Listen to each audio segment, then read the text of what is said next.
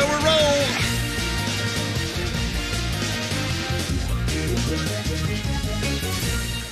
Holy hell. Guys, I had to check the side of my vehicle to make sure that I wasn't sideswiped. First of all, I want to know if anybody listening right now on 275 southbound. I was just on the Howard Franklin Bridge a little while ago. I'm running a little late today. I've been in the studio for about 10 minutes.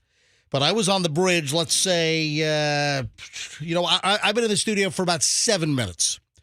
If anyone was on the bridge about 5:48, 5:49 or something, and you saw a silver, I think, F-150 pickup truck easily doing 120, 125 miles an hour, maybe more, weaving in and out of cars. 120? Oh, easily. Are you kidding me? It was insane. And guess what? When you got a company name on the back of the pickup truck, it makes it a little easier to identify. Might have been late for work. Well, I just looked up the company on the website, and they're based in, is it Oviedo? Where the hell is that? Isn't that near Orlando? It's not far from Orlando. Somebody overslept. Yeah, they're in Oviedo. So I want to know, seriously, right now, if you're listening to the show, you're on 275 South. This guy's probably on the Sunshine Skyway by now. If he's headed south, that's how fast this guy was going. Did he have a "How's my driving" sticker on his car? I did not see that, but I'll tell you what he did have on the back tailgate was it said Universal Forming. Universal Forming, and it's a concrete forming company. It looks like they do like huge buildings as well. You're telling on this guy? Well, here's the deal. The only way that truck was driven that way is if it was stolen. All right? That is the only way that truck was being driven like that. So if anything, we want to alert authorities to the possible stolen vehicle because there's no other explanation for driving like that. To help the company. I tried to hit the 911, and my cell phone went into it went into the lockup mode. You know where it just you try to call, and I couldn't get a signal out. I've had that issue with Verizon on the Howard Franklin, and then especially around our office park here. I've had that issue lately. Like I tried to call Michelle on the way home yesterday. I was having a hard time. But listen, if anybody is on I-275 and you just saw this, if you saw this maniac, weaving in and out of cars like a ping pong ball, the vehicle must be stolen because there's no way an employee of Universal Forming, a concrete company, was driving like that. If you saw this, call. I want to talk to you. 800-990-1047. So if you just witnessed this maniacal, insane driver in a silver or very light gray, looked like a F-150 pickup. So it's a silverish F-150 or Silverado. I think it might have been an F-150. And the back tailgate says Universal Forming Incorporated. If anyone saw this, 800-990-1047. So I was on the Howard Franklin Bridge at about 5:48, 5:49. If you have seen this vehicle further south on I-275, headed south into Pinellas County, in through St. Petersburg, if anyone saw this vehicle just swerving and weaving and driving well in excess of 100 miles an hour, I would peg it at 120, 125, maybe even 130. If anyone saw this vehicle, 800-990-1047. Oh, my, every line is, every line. Oh, my God. All right, hold on. Let me put some of these on hold. Yeah, MJ, this has to be a stolen vehicle because I'm on their website right now, and they have a big headline, Fostering a Culture of Safety. Holy frig. So, listen to me. I was in the center lane. I guess it would be lane 1, 2. I was in lane 3, and this guy is weaving. He jams into like lane 2 and comes over from lane 1. He's driving around cars. It was maniacal. It was insane. And as he's going at a ridiculous rate of speed into the lane next to me to go around another car, he comes so close to the side of my vehicle. It was insane. All right, hang on a minute. George is on line 1. Hi, George. You're on the MJ Morning Show. Hi. Hey, how you doing, MJ? Did you see this? Yeah, actually, I was in lane number 3 because I just come off of the Veterans and I got on the Howard Franklin. I go usually down to Naples every day. Right now, I'm crossing the toll road, heading on the Skyway. But I was in the 3rd lane. He was in the fast lane, so at that moment he was going straight. He wasn't weaving. But I can usually tell 35 years of driving. He was at least when he passed me, he was doing about at least 90 plus. Gotcha. He was doing, I would say, 120 when he passed me, and he drifted. I think he touched my.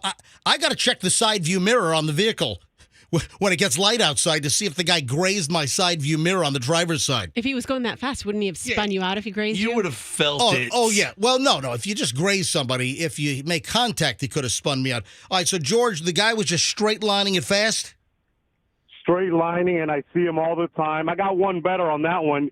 Friday, I was coming back from Orlando, and right around mile marker 44 on I-4, headed back toward Tampa. They got a lot of construction there.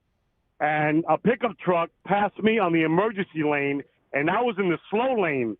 So if I would have drifted a little bit to the right with my tractor trailer, we would have gotten into who knows what. And he passed me about 100 on the emergency lane, on the right emergency lane. All right, George, do me a favor. Yeah, that's insane. George, hang on. I'm going to put you on hold. Leave your phone number with my producer in case I need to get a hold of you later on, okay? What are you All gonna order right, for? hold on. Oh, your car got hit? We're launching MJ investigation here. Andrew, pick up line 1. That's George. Let me grab Andrew. You're really upset by this guy. Dude, because I almost bit it, I'm telling you. If he hits somebody, he'll kill somebody. This was right? very, especially with the double fatality coming off the Howard Franklin northbound yesterday. You were on the bridge when this happened? Yes. So you could have flown off of it? Andrew in Fort Meade. Andrew, you're on the MJ Morning Show. Hi. Hey, MJ, good morning. My guess is that this is a runaway truck. I think potentially Milton Fludgecow was driving, and this truck was driving itself. Yeah. Oh, thank God you've answered. Maybe there was a squirrel in the truck. Yeah. Man, I'm telling you. Now, George said he sees this truck all the time. I don't know if it's this particular truck because it looks like it's a huge concrete company, Universal Forming. We need to find... You have got to read the Google reviews on this company. Please Google them. They've got 2.7 stars, and people are talking about this guy's driving. This truck was not stolen. Whoa. Wait a minute. Are you serious? People are talking about the guy's driving on Google reviews? What? Read the first 2 reviews on Google. He has 2.7 stars. He may do fine concrete work, but people know him for his driving. Oh, my God. All right, hang on a second. Thank you, buddy. Oh, my God, the first one from 5 months ago. Are you serious? Learn how to drive a company truck and not a race car on I-4. Oh, my God. Oh, I guess guys, he has a reputation. Hold on a minute. I don't want to get too late here. I got to take a break here. This is insane. You found yourself a nuisance. But it looks like a huge company. Oh, my God, a year ago, I would never trust a business who is driving a complete maniac on I-4. Like, everything's about him driving. Are you serious? Yeah, all of his my reviews are about him driving. It's awesome. When I went on to Google to see Universal Forming, I saw they had a 2.7. I saw that. It's because of the driving. All right, hang on. I'm running late here. But, dude, guys, I was shaking. You might want to rethink putting your business name on your white pickup truck if you can't represent it properly. Listen, I don't get rattled easily on the road. I was shaking. Hey, Michelle, you almost had to call the insurance agent and cash in on my life insurance policy. All right, hang on. We're running late here. Back in a second. It's the MJ Morning Show here on Q105. I want to go through more of these reviews. Let's talk about your finances for a second here.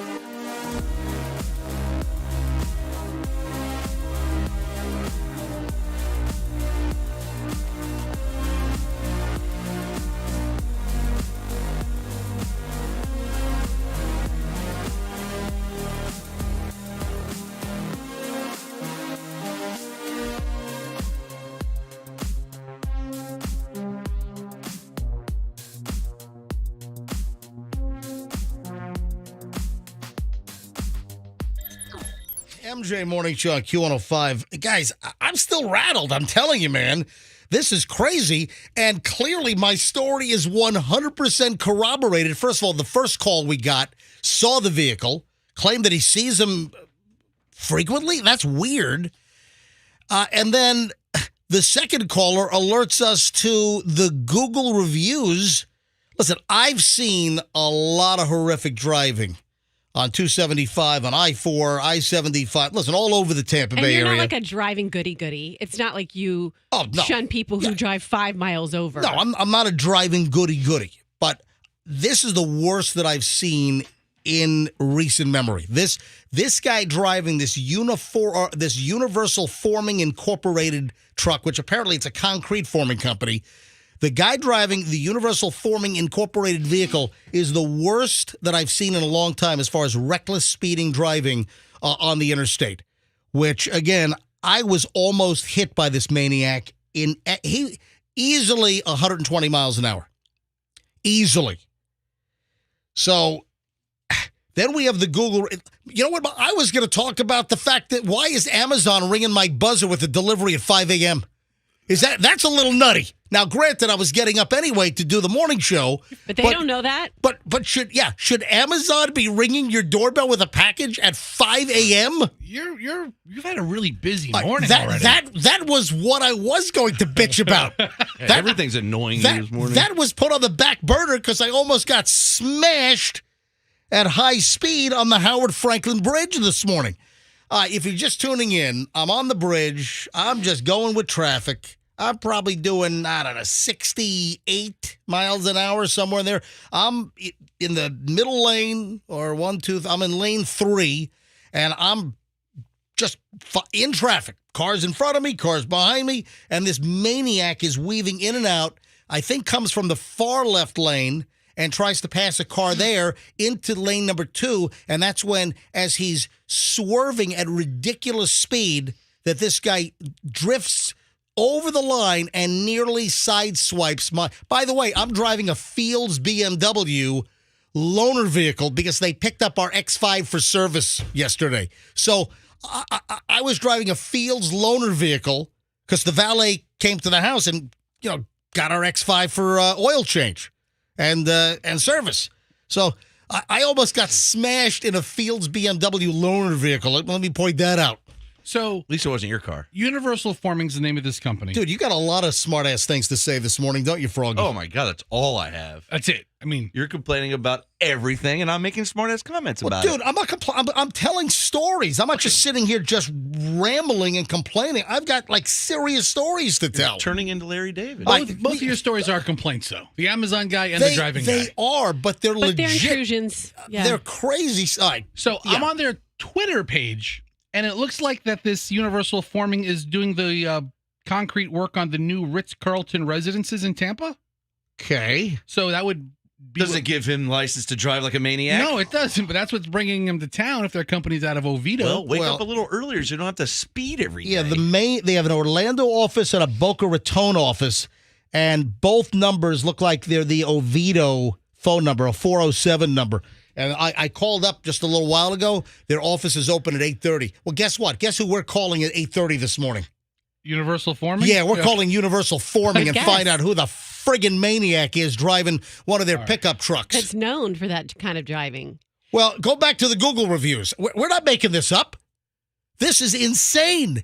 So the second caller that we took at the opening of the show a few minutes ago, the second caller said, check the Google reviews. So it's a 2.5, and it's jaded because a couple of people actually put legitimate reviews about their work. Hey, listen, their concrete work might be fantastic. Yeah, if they get big gigs like that, probably. Their concrete work may be top-notch. All right, but whoever's driving that F-150 pickup truck is a maniac. A menace. Or wait a minute. Or, as I said at the top of the show, come on. That vehicle must be stolen. The only way that vehicle is being driven like that is if it was stolen and the highway patrol are 2 miles back because he's outrunning them. That is the That can't be true because there's so many Google reviews of this. Well, that's the point. So the caller said, oh, my God, check out their Google reviews. Now, when I went to Google this morning to type in Universal Reviews the minute I got to when I went to check out Universal Forming. And when I got to the studio, I did notice they had like a 2.5 Google review, but I didn't check the actual reviews just yet. All right, it was a 2.7 when you checked earlier? Yeah, it was. It was. You're right. MJ Morning Show listeners, David W. All right, hang on a sec. Listen to this. So people are adding new reviews to this. David W. David So W. when we checked the review just a little while ago, it was a 2.7. Now they're down to a 2.5. Oh, my God. All right, David W. just wrote, "Don't hit MJ." So 10 minutes ago, David W. just left a Google review for Universal Forming. Oh, my God. This is crazy. You know what else is happening this week that makes this more crazy? This week is Operation Southern Slowdown. So they're actually going up. Police officers, law enforcement, Florida Highway Patrol, they're really cracking down on speeding. It started yesterday and runs through Saturday. Yeah, they're getting a late start today. Well, their first customer today can be Universal Forming and their silver pickup truck driving like a maniac on 275 South in the Howard Franklin Bridge. All right, so I'm on the reviews right now. This was 5 months ago from Rod Weaver, 1 star, critical professionalism. Learn how to drive a company truck, not a race car on I-4. Not a good idea to drive like that with your company name on the side of the truck coming from Polk County. Being passed like I'm sitting still is ridiculous. Besides, your company truck are being ragged out because of this. If your company runs its business like your drivers drive their trucks, you're not going anywhere. Slow down. Rod Weaver. You are going somewhere, though. You're going there very quickly. This is exactly what happened to me. I was passed like I was standing still, but almost sideswiped and hit at the same time. All right, here's Janelle Colgan. Left this review a year ago. Agreeing with the review below, you may want to reconsider driving your company truck around going 95 miles an hour on I-95, tailgating people, and then continuing to flip them the bird on your way by. Very unprofessional and not a great way to advertise your business. Good luck. This guy. You know what, though? I bet he's one of those guys, like maybe you meet him as a customer, and he's like the nicest person ever. Yeah, and he just turns right. into a lunatic on the road. People. Jennifer Browning, local guide on Google, left this review a year ago. I would never trust a business who is driving like a complete maniac on I-4, bobbing and weaving and almost running cars off the road. Might want to rethink putting your business name on your white pickup truck if you can't represent it properly. Stay safe. Anyway. At the speed that they passed you, it could have been white as well as it could have been silver. You said silver, but I thought it was silver. But on the back tailgate, it says Universal Forming, and the logo or the font is the exact same font that's on their website. So Oh. Why doesn't this guy, take advice and slow down a little bit? What is holy crap, deal? guys! I'm still I can tell. I'm still a little vibrating over here because of I think this. you've been fed a lot of candy. Does this guy have a mental issue where he can't slow down? I don't know. Roxanne, it's not like November 1st after Halloween. He almost got ran off the road. It's much different than a sugar high. And on a bridge, I mean, that's super dangerous. It's like he had so much candy. Yes. So we're bringing this back up. We're going to move on now, but this I think solidifies what I'm talking about. Law enforcement, Florida Highway Patrol, look for the Universal Forming pickup truck driving like a freaking maniac. And I tell you what, if anyone else has spotted this truck, since we started talking about this, 800-990-1047. If anyone else has spotted this vehicle, I want to talk to you.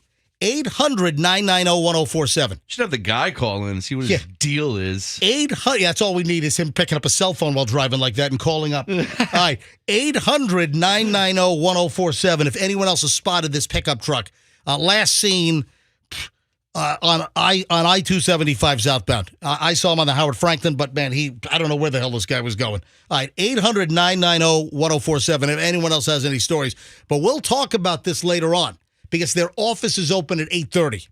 So I would recommend you come on back about 8:30 this morning and see how this plays out. We'd try to call their offices, and I approached them about one of their trucks almost smashing into me. Guys, I want to say their truck was stolen and a maniac was driving their truck, that it was stolen.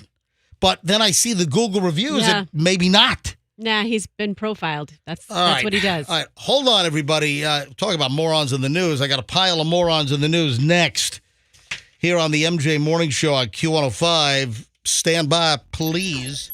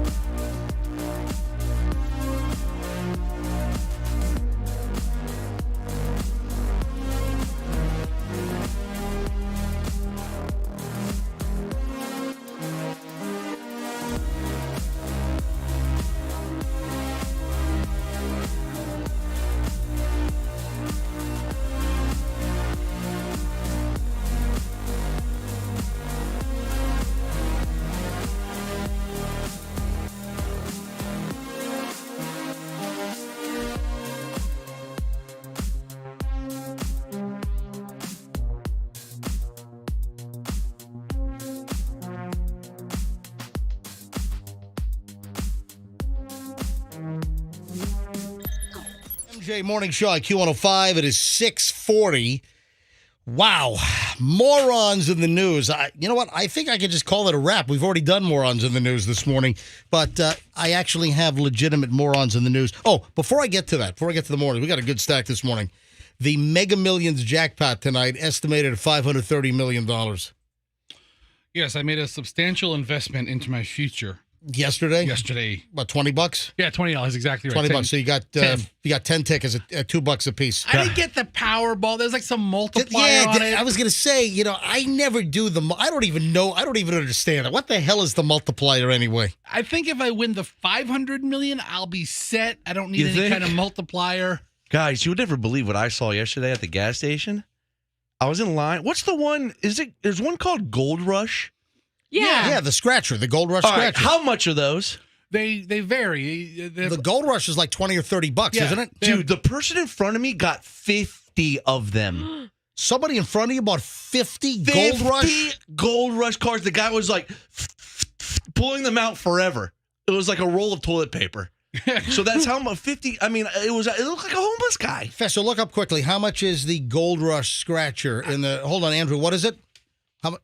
No, there are a number of different ones at different prices. Oh, there are different Gold Rushes at different price points. There's a $10 Gold Rush, a $20 Gold. I think these were 20. I think because I asked the guy, and they got 50 of them. Yes. Talk about an investment, dude. That'd be a lot of money, dude. If they got the 20, that'd be $1,000. Yeah. It took forever. All I wanted to get was a 5-hour energy. It took you 5 hours to watch him count his stupid cards. I was like, oh God, how long is it? She's like, can I get 50? Wait a second. You're still doing the 5-hour energies? I'll never stop. Dude, you were do you remember? Seriously, you want to hear a story about this? Oh, don't do this. So back in the day, 5-hour energy was advertising on the MJ Morning Show. They sent the morning show multiple cases. I mean cases, not just like the display box that has the logo and a whole bunch of jars or little, bottles that sit on the counter. It was like a whole end cap worth of it. They sent the corrugated cardboard boxes that have the packs you see at the convenience store in them. Each corrugated box, big brown boxes, had like 6 of the display units loaded with 5-hour energy canisters or bottles. And the little shot bottles. And they were in my office. There might have been 1,000 altogether. I didn't drink these because I have never had a 5-hour energy in my life. It's just I don't need it. I got plenty of energy as is. I don't need it. But I think you might need a little extra boost. There are people that like them, and I had the whole inventory, a whole bunch of them in my office. Must have every flavor. I must have 3 or 4 cases. I mean, under his desk. He thought he was hiding them. They weren't under my desk. Well, some are under my desk, but there were hundreds of these things, and they start disappearing. They Froggy drank every single one over the course of like 4 months or something. Every one. I would have like 3 a morning. You know how you have like a cup of coffee? He would have a cup of 5-hour energy. Every single bottle. I should really endorse 5-hour energy. Guys, reach out to me. Froggy drank hundreds of these bottles of 5-hour energy that were stashed in my MJ Morning Show office. I can't drink coffee because of my stomach issues, so I need something. Oh, and that's good for your stomach, drinking hundreds and hundreds of bottles of 5-hour energy? It's B20 or whatever. It's good for you. Anyway, a lot of people like it. So B10? Yeah, a lot of people swear by 5-hour energy. B12? Isn't that the one where it boosts you up and you don't have the crash or something? Oh, no crash. No crash on this one. Yeah, that's the deal. So Froggy be asleep every morning at 10:30 in the office.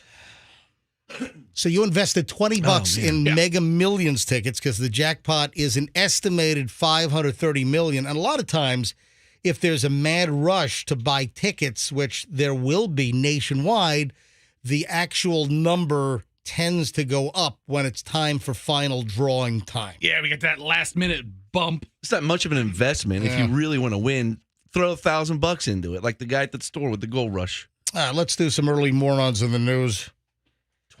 You see the video of the guy trying to rob a K Jeweler store with a brick, and he's like keeps trying to smash. There's no audio, but we got to get the video up. We'll get we'll get it up shortly. This will be on the MJMorningshow.com website, folks.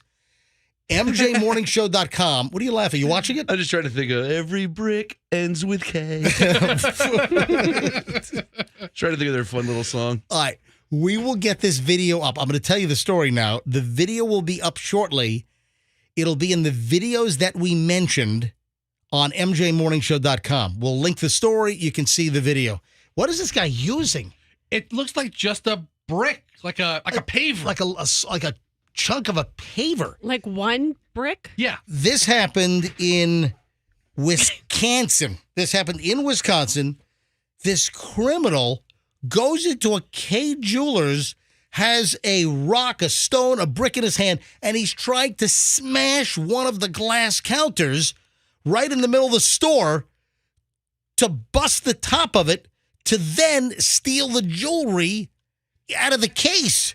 And this guy repeatedly, Fester's watching the video. Have you counted how many times he's smashing the top? I got to reset it. My God, there's some good glass. So he walks in. Or how weak is he? Is there audio in this thing? I don't know if there's audio. Go ahead and click the... He's gonna throw out his arm. He's click going to get a rotator cuff 1, issue.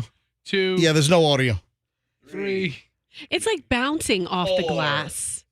So he's cracked it. And Yeah. you can see like the glass dust bounce up. But it's almost like the glass at K Jewelers has that bomb protective film, you know, like the hurricane film. So your windows, they might smash, but they stay intact because they're held together by the film. Is it bulletproof? My gosh, you could not break that. It almost appears like it's bulletproof. Anyway, this Wisconsin crook walks into a K Jewelers, Is he a crook? tries to repeatedly smash. Just a really bad thrower. This guy tries to repeatedly smash the glass. Now, footage was released yesterday. The incident happened on June 1st, but they just released this surveillance footage yesterday. And this was a K Jewelers about 15 miles outside of Milwaukee. Guy goes into the store about 1 p.m. on June 1st, pulls a brick out of his pocket, and then repeatedly tries to smash it into the jewelry case. The guy's dressed in a bright red shirt. He's got red shoes. What a fail. 9 times is what the story says, Fester. I don't know if you corroborate that by watching. He's going to be sore. Yeah, it was 9 times. At one point, the guy put on his sunglasses. Yeah, to protect his eyes from the bouncing glass. No, so he wouldn't be recognized. It's too late. Yeah, dude, this guy. He's a mess. You've been recognized. Can you wear brighter stuff next time? My goodness. The case only shatters, but the glass never gives. He's not able to get into the case. They must have protective film underneath, inside, that prevents the shattering. They must have that that bomb-proof, bulletproof. You know what I'm talking? There is. Doesn't It's like it's hurricane window stuff. I think 3M makes a product like this. Film, yeah. And it's they make it with varying degrees of strength, because I know that some government buildings, airports, they had their windows coated with this stuff.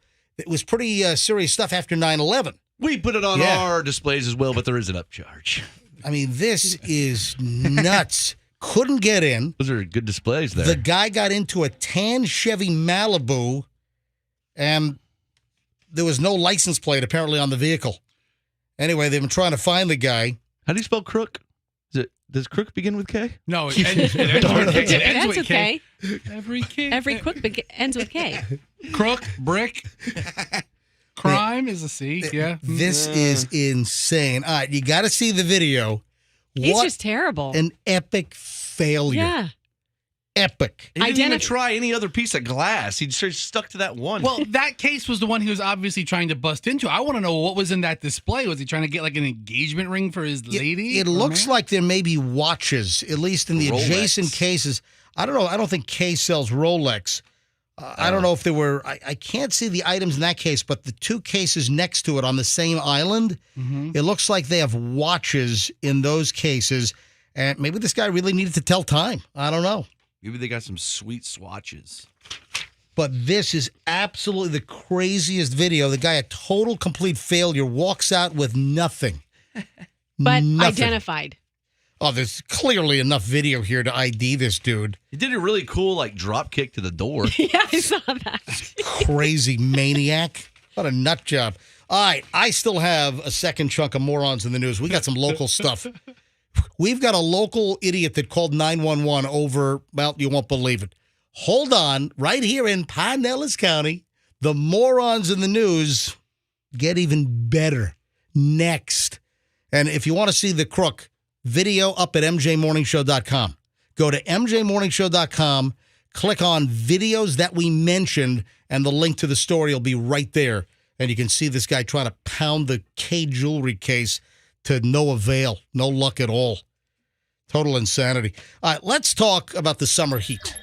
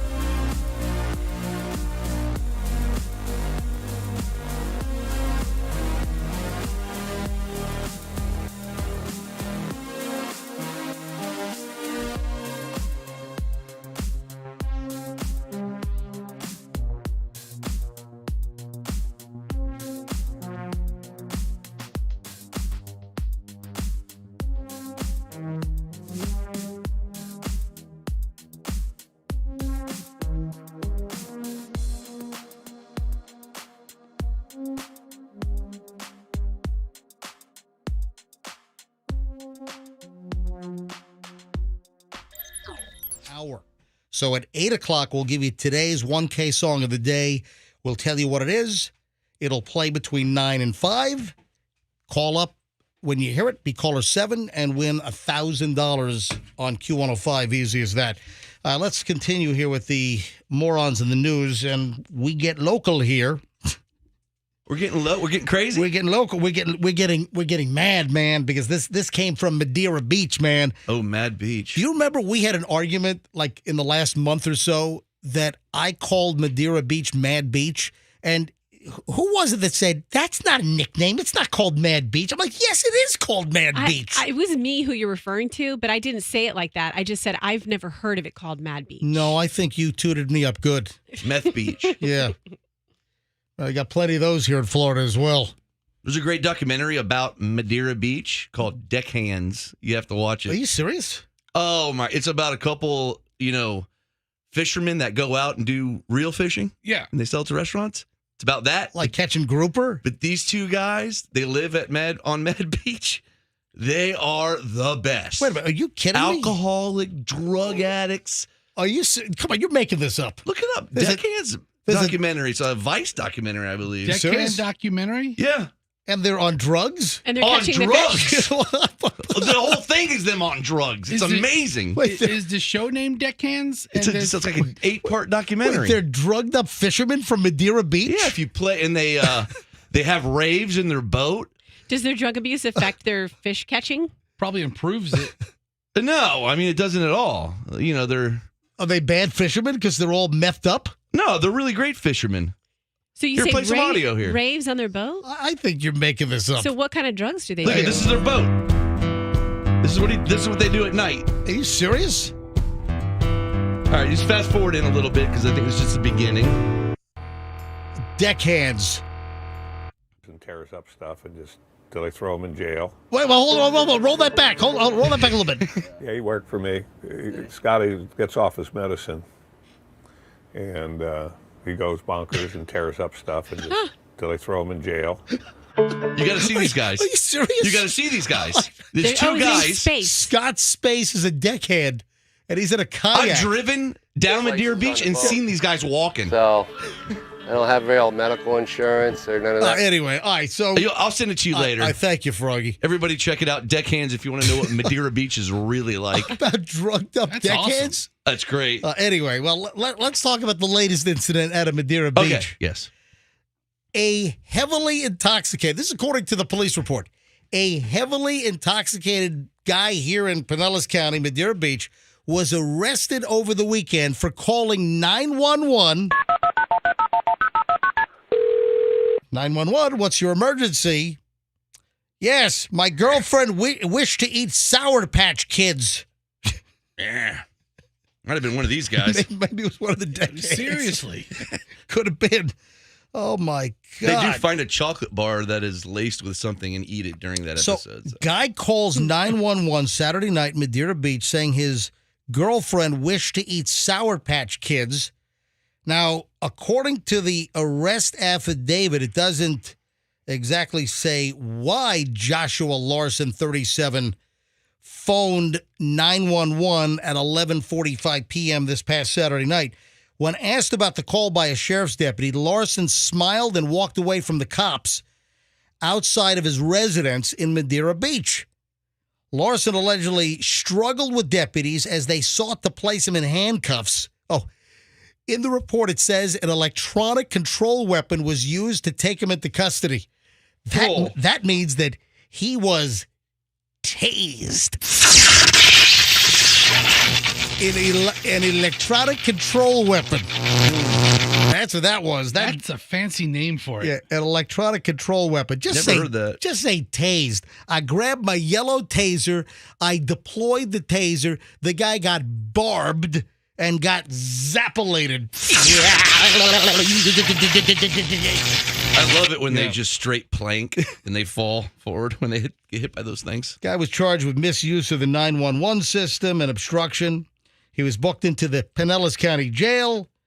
He was freed apparently on I think he might have been freed on Monday afternoon.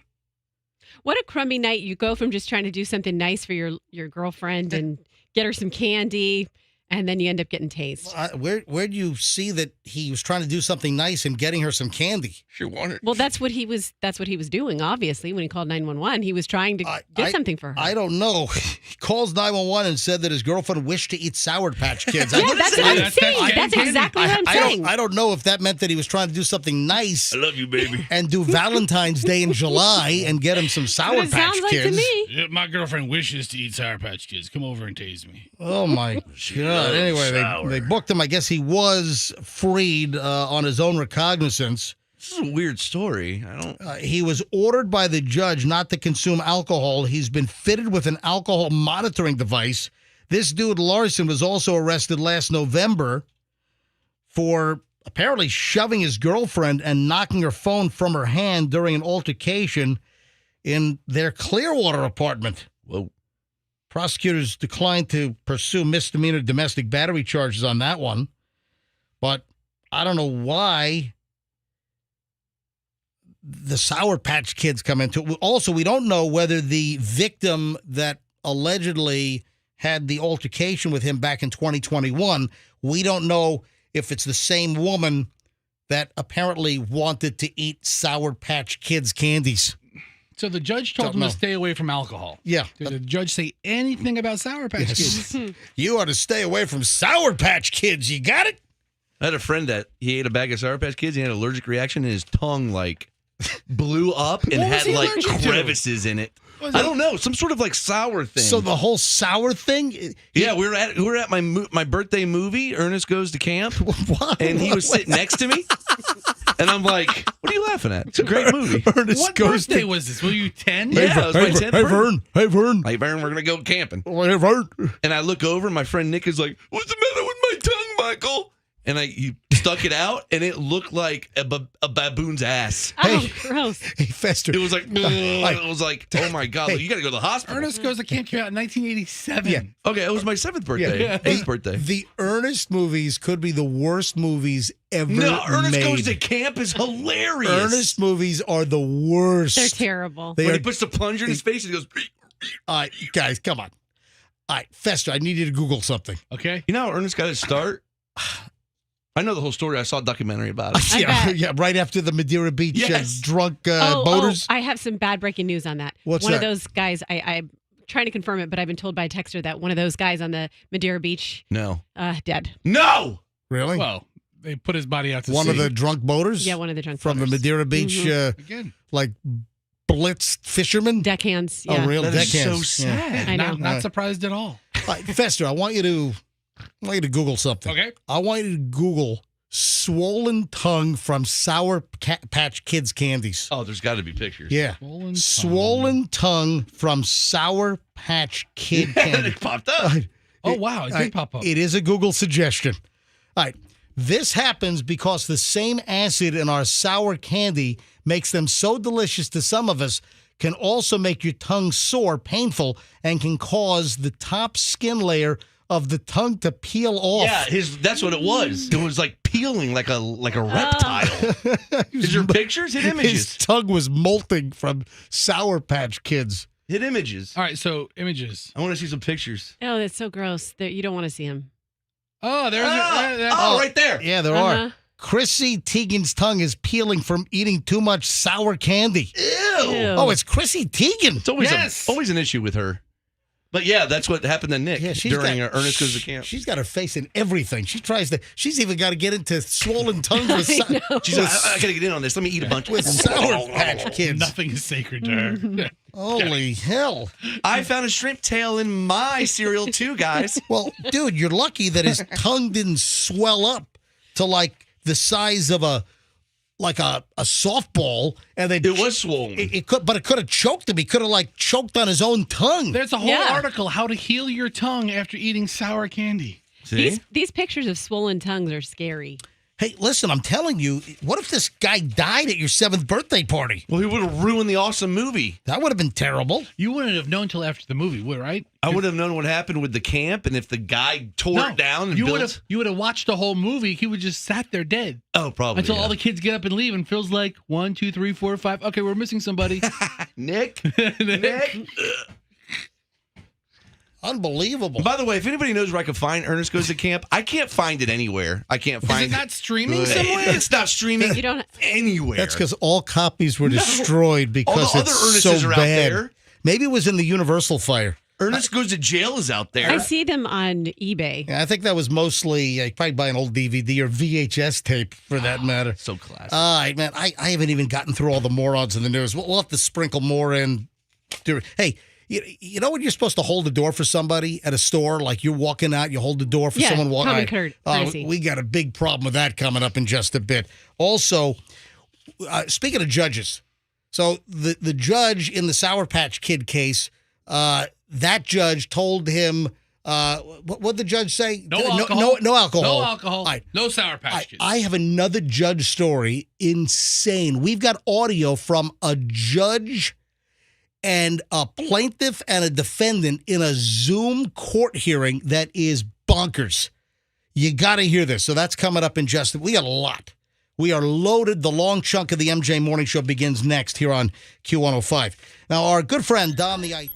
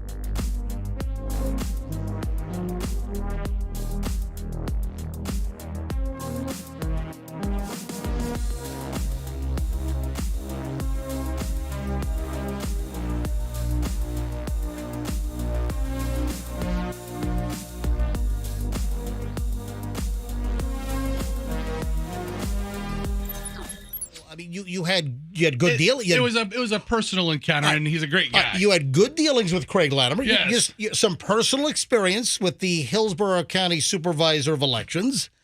And the reason why I brought up Craig and I had a little conversation with Craig in the middle of the last commercial break is because a commercial ran for the Hillsborough County elections, folks. And, well, there's an observation that I want to make. And it's important information he's giving out. Hey, listen, I got it right here. In the mail yesterday, I just got my new voter card because of redistricting, and I got my new card which shows my congressional district for the federal government. I've got my state house district. I got my county commissioners. Buster, when are you going to run for something? I'm thinking about running for Congress this year. Isn't there some food thing you could do, like cafeteria food? It might be a little late for you to run for Congress this year. I'm going to run for Congress in 2024. But here's the deal. I just got my Supervisor of Elections little card that tells me my voting precinct and the whole shebang, and it came from Craig Latimer, who is the Hillsborough County Supervisor of Elections. The reason why I'm bringing this up is a commercial just ran, and let me play a little bit. I'm Craig Latimer, Hillsborough County Supervisor of Elections, reminding you that if you want to vote by mail, you have to request a vote-by-mail ballot. The easiest way to request one is by visiting votehillsborough.gov or calling 813-744-50. The reason why I made a comment about the commercial is it sounds like Craig is sitting at his desk in his office, and there's like a video camera or someone's holding an iPhone across the room. And that's bad, yeah. Okay, hang on a minute. It's all right, let's take this. Ready? Hang on. It's like if I'm doing the MJ Morning Show from the back of the room. Hey, folks, it's the MJ Morning. Hi. Actually, you sound good. Hi, I'm MJ, the supervisor of the MJ Morning Show.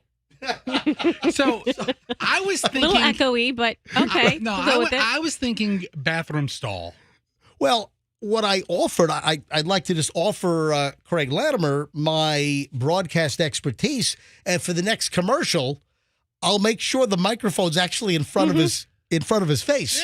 So did you talk to him? Because I was out of the room. No, we didn't talk. We didn't talk to him. But in the middle of the commercial break that ran, and then I commented. I stopped the commercial set, and I just had a comment. Well, Craig's a friend of mine. He's coming in today. I'm pretty sure serious? he's coming in today. Of all the days, does he know that the microphone go backwards like this? Go like maybe he's talking to the wire. Yeah, you don't talk into the side of the microphone with the wire coming out. But right. I'll be happy to supervise the next recording as a resident and a citizen of Hillsborough County. I'd be happy to give my supervisor of elections a hand. That's so nice. Is this good? How does this sound, guys? Is this too close? Is this too close? I feel like that wasn't Craig's fault. I feel like that was... Is this good? Stop. All right. I think I got it. I don't think it's Craig's fault. It's whoever ran the audio. Craig was just too far away from the microphone. Okay, Mr. Latimer, we're the high school audiovisual club. It's like a car. You want to be a car length away from it. Let me tell you what I think happened. I think they also shot a video. Right. And I think they used a camera with the microphone like on top of the camera instead of like having one of those little lavalier mics. Maybe he put his lavalier in his shoe. Or maybe in his underwear. I don't know. You know when you watch TV or movies and there's a radio show, like the Kelsey Grammer show, Frasier, the microphone was always like, yes, hello. Line 2, are you there? This is the most realistic radio show ever. Frasier with you. And the mic was 100 feet away from his mouth. Right. It was like that. It's an episode of Frasier. Hello, my name is Fraser. I hear you need psychiatry help. Fester handed me Craig Latimer's cell phone number. Who is this Latimer, man? He's the supervisor of elections. He's a very important public official in Hillsborough County. And he does a great job. Yes. Just that the microphone needs to be closer to his face. His son, that's how I got to know him. His son is like a bigwig in MLB PR. So I'm sure his son has told him about where to hold the microphone. I'm sure. It's not Craig. Trust me. You're supposed to talk in the screened part, dude. Darn. All right. You're going to call him? Should we try to call him? I'll pick up the phone. Try to call him here. I don't know. I'll take the rest of the digits down. So Put the phone really far away from your mouth. all right, here's the deal. Fester, pick up line 1. And I got him on hot 1. Can I hear it again when you have a chance? Yeah, I'll play it real quick. I wasn't planning on this, but it's a little early. I hope he I'm answers. Craig Latimer, Hillsborough County Supervisor of Elections, reminding you that if you want to vote by mail, you have to request. I'm telling you, I think they shot a little TV spot too, and the camera had a mic on top, and the camera's like 15 feet away from him. No, it's like 5 rings in. It's going to voicemail. Going to voicemail? All right, well. You should vote for me. Yes, Andrew Litterman. Wait, what's his name? It's not Andrew Letterman. Vote for me, David Letterman. All right, thank you, Froggy.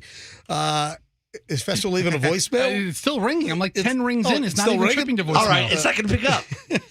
All right. I will do my He's civic getting duty. ready for our interview today because he's coming in today. He's a busy man. Now, you're doing an interview for your public affairs Yes. stuff? All right, Yes. so not on the MJ Morning Show. No. But we could have interviewed him right now as well. Did you know when Roxanne does public events, she doesn't say Roxanne from the MJ Morning Show. She says Roxanne from this public access show that like 2 people Hold on. listen why, to. Why don't you say That is not true. She was at some big. Seriously. This is true. She was at some big women's conference and she was like a speaker, right? And I saw like the PowerPoint behind her, and I was like, Roxanne Wilder, host of this show that like 3 people listen to because they What can't public get out of their access show? The guy with the pig hat? no, the guy who people who can't get out of their bed to change the radio. Listen, Oh, listen. God. Fester, that is not true. They had an old bio of mine, Oh, so okay. that's what happened. But when I did that women's seminar, I talked about you guys throughout the whole Fester. thing. Yeah, you need Of course to be, she did. Everywhere you go, you need to be introduced as Roxanne from the MJ Morning Show. Did you hear about Roxanne's latest run-in with a loyal MJ Morning Show listener? I did not. She went to the courthouse You for guys, some business. you guys are like taking us. We're sabotaging. We're veering all over the place. Listen, All right. you want to hear this? So Roxanne, you had a run-in with a listener. She contacts me Friday. She goes to the courthouse. Why do you have to go to the courthouse? I just had to go down there. I was visiting a friend. Okay, all right, very good. And In lockup? Anyway. no, they she don't wa- lock you up at the courthouse. She walks into the courthouse, and I guess there's There were Jehovah's Witnesses outside. outside trying Yes, to. and I was kind of in a rush, so I was like, "I'm sorry, I've got to go inside, but I'll talk to you after." And so I went up to them afterwards because I said I would.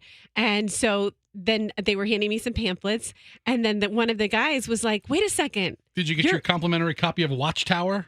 I did." Okay, And good. he good. Is that a Jehovah's Witness? I think that's the Jehovah's is that? Witnesses. That's their publication. That's their pamphlet. I think Yes. so. So the Jehovah's Witnesses are out front and they're trying to preach, or they're trying to giving spread you, their yes, they're word? telling you about Bible studies. They're Okay. giving pamphlets. And so I was like, What about the guys like in the airport in the movie Airplane? yeah, I remember They those were guys. Hare Krishnas? Hare Krishnas. Okay. Were they there as well? No, Hare Krishna. They were on the other corner. Yes, competing with sides. bald heads and little Yep. ponytails or something. All right, so what happened with So- Roxanne and the Jehovah's Witnesses? So I was just, having a Did they conversation. witness you? They witnessed me. You were witness? And the one guy witnessed me so well that he was like, "Wait a second, are you Roxanne from the? I know you. I know you. You're Roxanne Are from you the Roxanne MJ from Morning the public Show." access Hold on. channel? Hold on. Everyone can't talk at the same time. All right, go ahead, Roxanne. So he said, "I know you. You're Roxanne from the MJ Morning Show." And I was like, "Yeah. So I need all these pamphlets. Give me more. Give me more." And you took all of his publications? That's awful. All right, Froggy, now you can speak. I thought we were supposed to talk at the same time. I think that's a different, cool way to go. I don't think so. All right. So, anyways, they recognized me, and Good. and Wow. just by my voice, I think. Oh, Fester gets recognized all the time as well. Just your voice. You're Right, walking because by. that's what he said. He was like, I hear you talking, and I realized that was you. He didn't recognize you. Did he try to recruit you? Yeah, they totally did. They tried to recruit me for Bible study. I said if I can work at my schedule, I'll go. But well, give me the address. I'll be there. but they were very nice. And You should go to the study. Yeah. Last time I got recognized was at the Flan Festival, and I thought I was another radio guy. The Flan Festival. Like, we love your show. I'm like, it's not me. You went to the Flan Festival? That's great. Yeah, I would expect Fester to be at the Flim Flam Festival. That's the festival that you should be a part of. Hey, on a very serious note here, did you see this dude that was impersonating a police officer and pulled over a car? What the hell is this guy thinking? And stole a gun? Where was this at? This is crazy. I saw this story on the Channel 8 website. A Tampa guy was arrested by TPD early on Saturday morning. He was caught impersonating a cop. He was pulling people over. The Tampa Police Department said that officers got a call about this suspicious SUV that had police lights, that had red and blue flashing lights, and it was being driven by a guy who was pretending to be a police officer around New Tampa Boulevard. A Tampa police officer found John Inglis, 26 years old, of Tampa, on Bruce B. Downs as he tried to pull a civilian over and get their license, registration, and proof of insurance. What the heck? Now, cops said when Ingles saw the real police officer, he gave the driver back their documents and walked back to his SUV. The officer then took this imposter, this fake, into custody. And then listen to this. As TPD was investigating, they found that this guy Inglis had been a suspect in separate incidents being investigated by the Florida Highway Patrol that very same morning. And according to the police, Inglis had taken somebody's gun and bullets after pulling them over on I-75. And a gun matching the stolen weapon's description was later found in this bonehead's vehicle when they stopped them on Bruce B. Downs on Saturday morning. This guy's a menace, man. The TPD said that Inglis was also issued an active risk protection order. It's extremely concerning, said Public Information Officer Eddie Durkin with TPD, that he could get away with this. So he pulls over a car on I-75. He pretends to be an officer there. I mean, one of the questions must be, is there a weapon in the car? Is there a weapon in the vehicle, sir? What do you have? You've got a car behind you. It's got the flashing lights, I guess, up on the visor and the dash or whatever. You pull over, and someone approaches your car and says, sir, do you have a weapon? And I guess through conversation, determined there was a weapon. And the guy takes the guy's weapon? You can't do that. You definitely can't. Well, listen, obviously you need to ascertain, if you're a real cop, whether you have a permit, if the weapon is accessible, if it's concealed, then you need a concealed weapons permit here in the state of Florida. Before we move on, let me just give you a little shred of advice here. Yes. That if you are ever pulled over by an unmarked car, or let's say, hey, some of the vehicles might be marked, but maybe you don't know if it's an official vehicle. If you're ever pulled over by an officer and you have questions whether it's legit, especially if it's an unmarked vehicle. I had that happen to me. There are plenty of unmarked vehicles. Hey, I rode around in an unmarked on Saturday when I did my Hillsborough County ride-along with Sergeant Jeff Catlin. I was in an unmarked vehicle. I'm not going to say what type, but I was in an unmarked car. That's what he has. Was it a novelty one? Because aren't they all pretty similar? No. Okay. What are you talking about? No. Unmarked vehicles or what? Nope. Oh. You might have vehicles that fit the profile of other vehicles that are part of the agency, but they have plenty of other vehicles that they blend in like regular cars. Like a 2002 Ultima. That's why you pull over for everything. And this guy, 98 Saturn. Yeah, really, seriously. If Sheriff Chronister wants to make a bid for my 2004 Lincoln Town Car, it's almost available. But here's the deal. If ever you have doubts about getting pulled over and you want to make sure that you are being pulled over by a real police officer, call 911 from your vehicle. I did that. Okay. I want to hear. I want to. I want to hear Roxanne's story. Hold on. We have calls coming in. Also, I didn't even give out a phone number. But if you ever have a question about whether you're being pulled over by a real cop, before you open your window, before you do a thing, if you feel more comfortable, call 911. You tell the dispatcher you've just been pulled over. Here's my location, and the dispatcher will be able to find out if that is an actual police officer pulling you over. Andrew, what are we grabbing here? We're grabbing line 6, and then who's on line 6? Okay, all right. Here we go. Retired Detective No Name. Hi, you're on the MJ Morning Show. Welcome. Hey. Hi, MJ. It's Retired Detective Manfontaine. I just hold on. You said retired. I didn't hear what you said. Retired detective, and then what after that? Manfontaine. I was a corporal detective with TPD. Oh, very good. Just calling. Yeah, just calling to let you know you're absolutely right. Stay in the car. Call 911. You don't have to pull over. That's absolutely correct.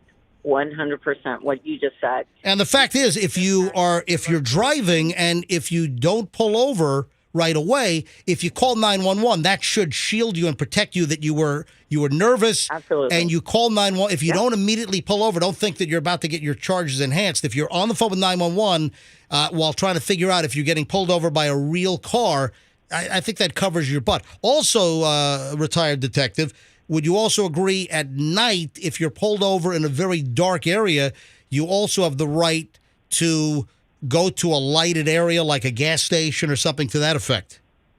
Sure, 100%. And is it a good idea to call 911 and say, hey, listen, you're being pulled over, but you are going to a lighted area? First thing, 911, let them know your description, your car description, your location, which is most important, where you're driving to, and who's behind you, and give a good description of what you can see. That is the most important thing. Then that way they'll get units to you, and especially in the city of Tampa, you know, there are units everywhere, and they will come right to you.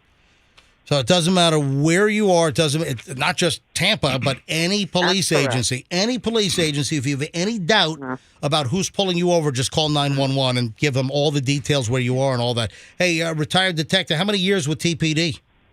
22. Thank you for your service as a City of Tampa resident. Have I ever met you over the years?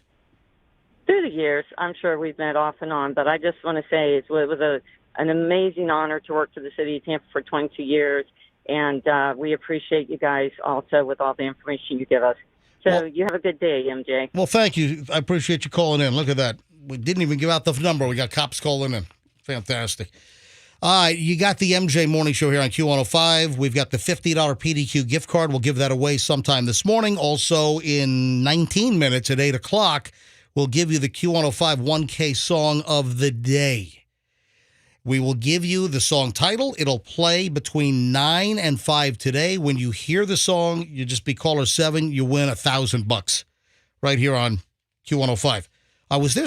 Roxanne, your story. Yes. All right, so quickly, your story. What happened? I was in my 20s. I was driving home one night. It was pretty late, and I did like a cut-through road. Instead of Tampa Road, there's a cut-through road in Oldsmar, and I was pulled over. It's a dark road with warehouses and stuff, and I was pulled over. Is that Ramshackle Drive? It's Ramshackle Drive. That's what I thought. Yes, you know exactly where I'm talking about. And this police officer pulled me over, and the 3 reasons that I didn't feel comfortable is, number 1, he wouldn't tell me why he pulled me over. Number 2, it was that kind of dark, unlit road. And number 3, his fingernails were long when he reached in to get my license from me, and I didn't think, I was like, why do you have such long fingernails for a police officer? I don't know. I felt like they should be shorter. What big ears you have. Officer Nosferatu, nice to meet you. So I called 911 and I said, I don't believe that you're a real police officer.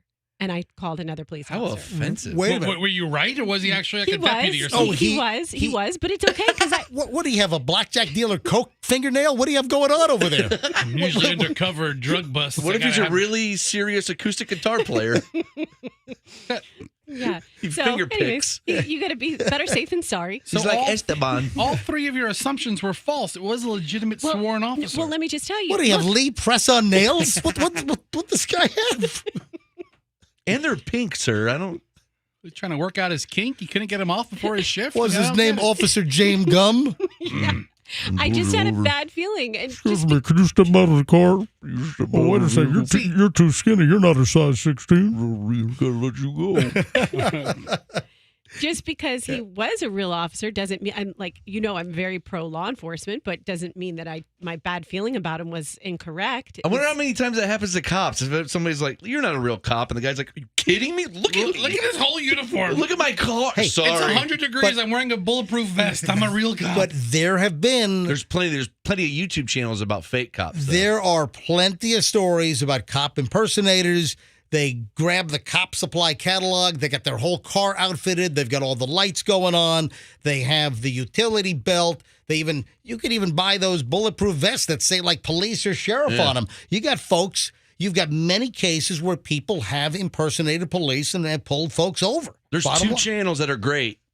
Police Tube on YouTube, all about fake cops, and Froggy International. Are they busting all fake cops? about Hold on. It's called Froggy. What is it? Froggy International. Fraudy. Fraudy. Fraudy. Frudie. Oh, International. Okay. And the whole channel is about fake cops. It's so amazing. Can I ask a question? Sure. How much freaking time do you spend on YouTube every day? What are you talking about on YouTube? About 6-7 hours. Froggy International Operations? Yeah, there you go. It's if you want to check it out, you really get to see about fake cops. My God. All right, 7:45 at the MJ Morning Show. You know what I teased for 7:45 today? And folks, this is a miracle. It's a miracle. I'm doing this on time. I promoted that at 7:45 we're going to talk. Hey, do you have the little promo? I just want to remember how I phrase things. Do you, Andrew? Do you have yesterday's promo? So after the MJ Morning Show on any given day, before I go home, I cut a little promo that runs all day long on an item that we're going to talk about on the show. Might be 7:30, might be 7:45, might be 8 o'clock, whatever time I choose.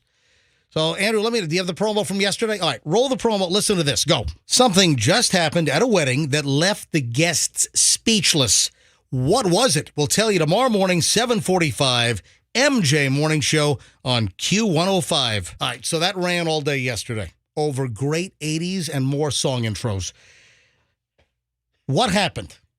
Now, Roxanne knows what this is. The guests were like stunned. They're like, what is happening here? During the wedding, the mother of the bride apparently was proposed to.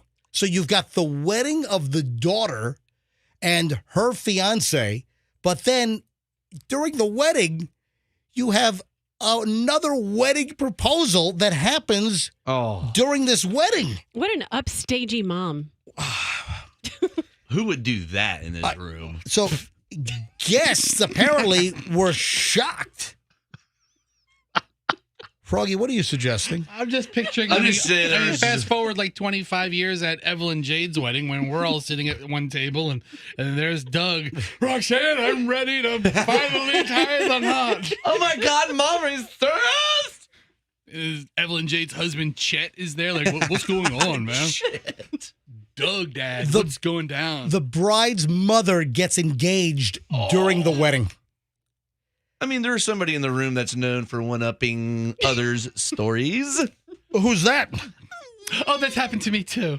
Just saying, she has longer hair. I mean, does she have long fingernails like the fake cop? Hold on. Oh, no, I'm sorry, like the real cop on Ramshackle Road in Oldsmar? They don't look terribly long, but yeah. You guys need to stop. I would never do that to my daughter. Now someone else? I mean, if it was like a cousin. Anybody else? The story goes like this. You had a daughter getting married, and at the wedding, apparently the daughter and the mother, they were in cahoots here because the bride, after she got hitched and she's throwing the traditional bouquet, and of course the belief goes that whoever catches the bouquet is the next to get married, she fake throws the bouquet and then runs down the stairs and hands the bouquet to her mother. And then the mother's fiance or partner, or I guess soon-to-be fiance, the mother's partner then pops the question, will you marry me, while he's down on one knee in the middle of the wedding? And the other guests are like, what is going on here? Now, it wasn't like the bride didn't know and they were totally upset. The bride was in on it, but the other guests were shocked at this happening because it's so odd that nobody expected this. If the bride is in on it, I think it's a lot less egregious than if you're totally trying to one upstage your daughter. All right, if you kind of kills the story now. If you just kind of commandeer a wedding, yes, and you just take control, I guess commandeer is the best word, and you blindside them, yes, that would be a tougher situation. Now, the bride was in on it with the mom, but the point is that the guests had no idea what was happening. The guests did not know that the mother and the daughter, the bride, were in on it. And the guest's response was like, what the hell is going on here? I mean, should you really have a wedding proposal or a marriage proposal within a wedding? Well, I mean, I guess it's kind of inspirational. Hey, I just saw you guys get married. I'm so inspired to propose to you right now. But everyone says that it's a total faux pas for something they say that if you attempt this and if you upstage the big day, now granted, if it was a total shock and a surprise out of nowhere, that's an even bigger upstaging. But the point is that the guests were saying, hey, what's going on here? I find it odd. I think if you're dating and you go to weddings together, you're almost like pressured into moving the ball along a little sooner. Now, that happens. Speaking of weddings, did you see the wall of water? Did you see the waves crashing along the shore in Kona on the big island of Hawaii? Some of the waves were going over the roofs of 2-story houses. The waves were crazy. On the big island, there was a wedding, a whole catered wedding set up in like a park area. Wave comes in and just blasts the entire wedding setup. A newlywed couple in Hawaii, their whole wedding was hit by this big, massive wall of waves. Dylan and Riley Murphy were a little concerned that Tropical Storm Darby would maybe cause some rain, but they didn't consider the swells. Now, this couple actually lives on the big island of Hawaii, and they were in Kona, in Kailua Kona on Saturday, and they had a whole outdoor ceremony planned. It was catered, and here comes this wave, this rogue wave. It just crashes over all the tables, everything. Video shows the wave crashing down, people jumping out of the way.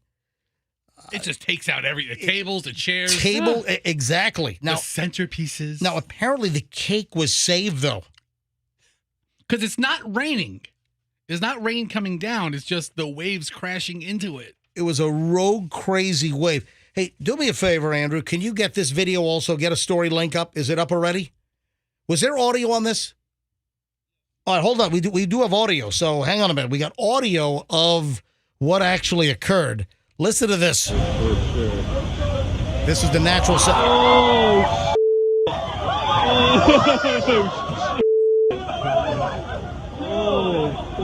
Oh my God, look at this thing. Oh, the tables are knocked over. Is that like the dais up front? Look at this. Just boom. Oh my God. Now, some of the tables were knocked over. Some of the tables were just moved. Some of them survived. At least everybody's amused by it. Yeah. Oh, I forgot the worst part. The bride was swept out to sea. Oh, and, well, and has not been seen. So what they do? No, I'm kidding. I'm joking. Did the wave eventually recede and they went on with the party, or did they move it inside? No, a whale was blown in and ate everything. That's awful. Yeah. What's up with those whales? Yeah. The tiny ship was tossed. No, the tiny wedding was tossed. The weather started getting rough. The tiny wedding was tossed. It's like the humongous cowabunga from down under. Is that not crazy? That's an expensive wedding, I would say. Just, a Hawaii wedding, oceanside. Do you have some kind of insurance or something? I've got big rogue wave wedding insurance. I don't know. Yeah. You don't take out wedding insurance. I got niche insurance plan. Flo from Progressive was there. Yeah, to make sure everything went smoothly. She's so hot. Hey, does Flo ever show up at the Progressive office right across the street from our studios? No. Remember the commercials they did where she was actually at the places? Like she was sitting at the desk when she would just show up? Yeah. They did like 2 of them. I heard she's a real diva.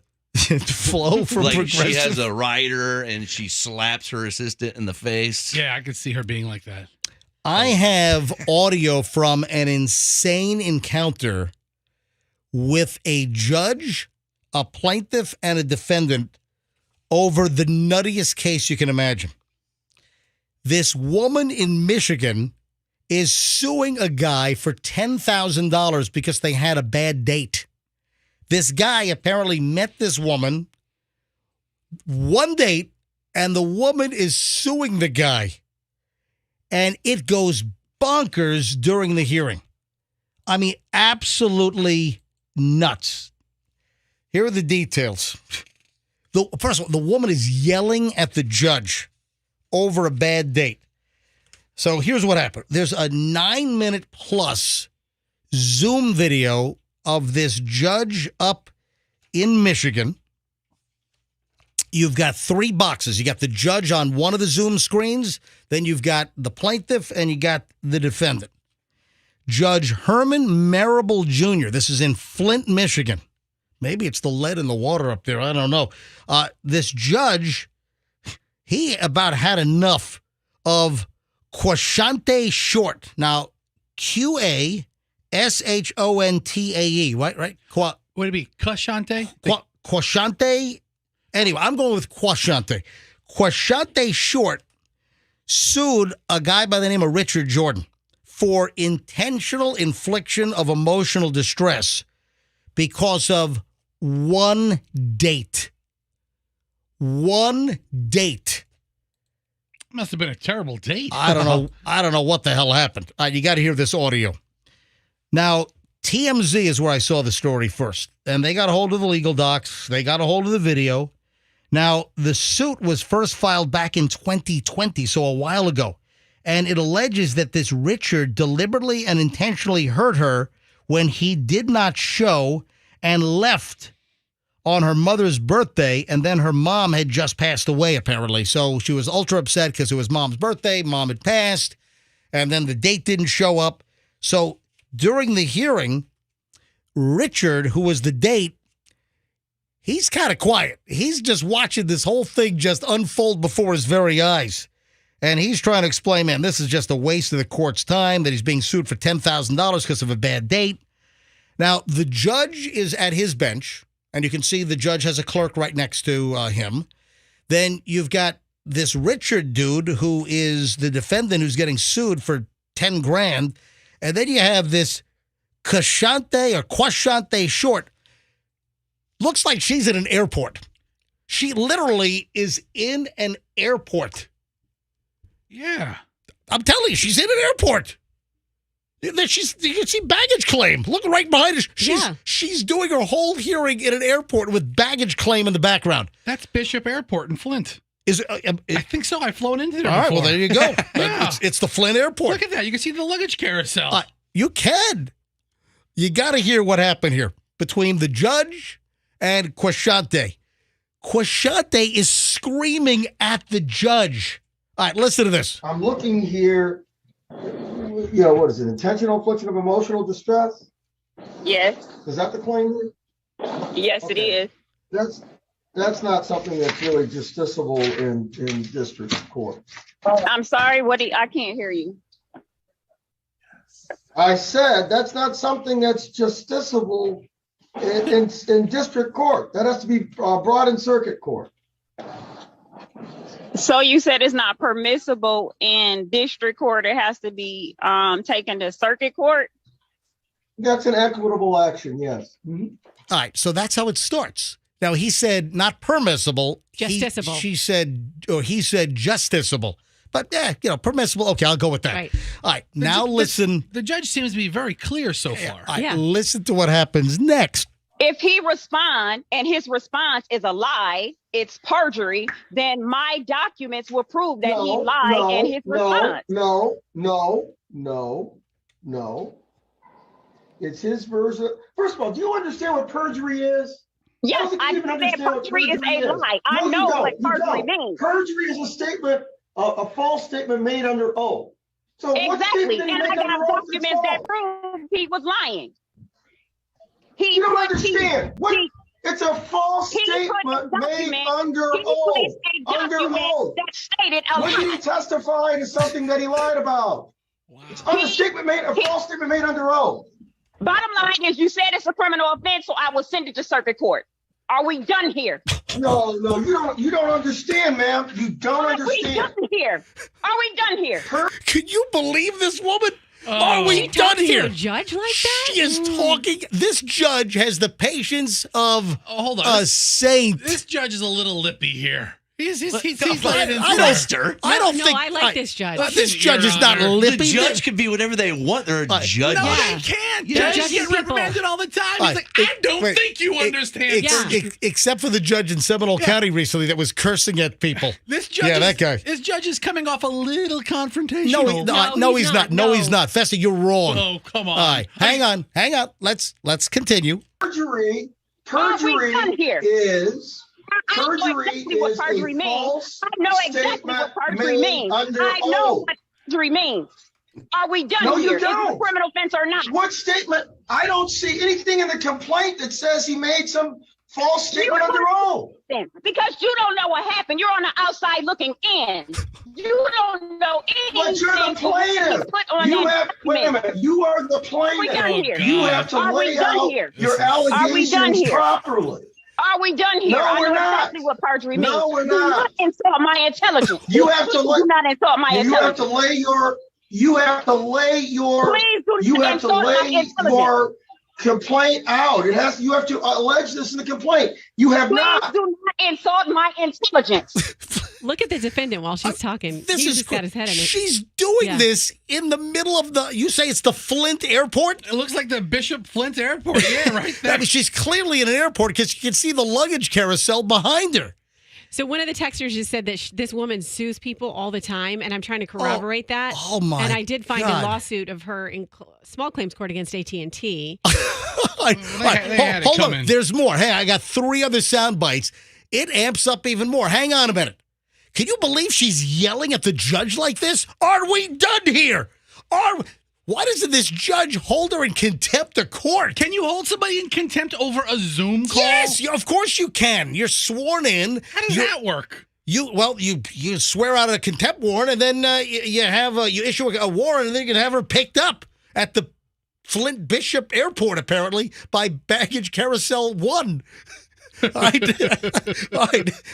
hold on. I got 3 more sound bites. Let me just quickly give you. This is outrageous. It is. Let me quickly give you the Q105 1K song of the day. It is 8 o'clock. Actually, it's 8:01.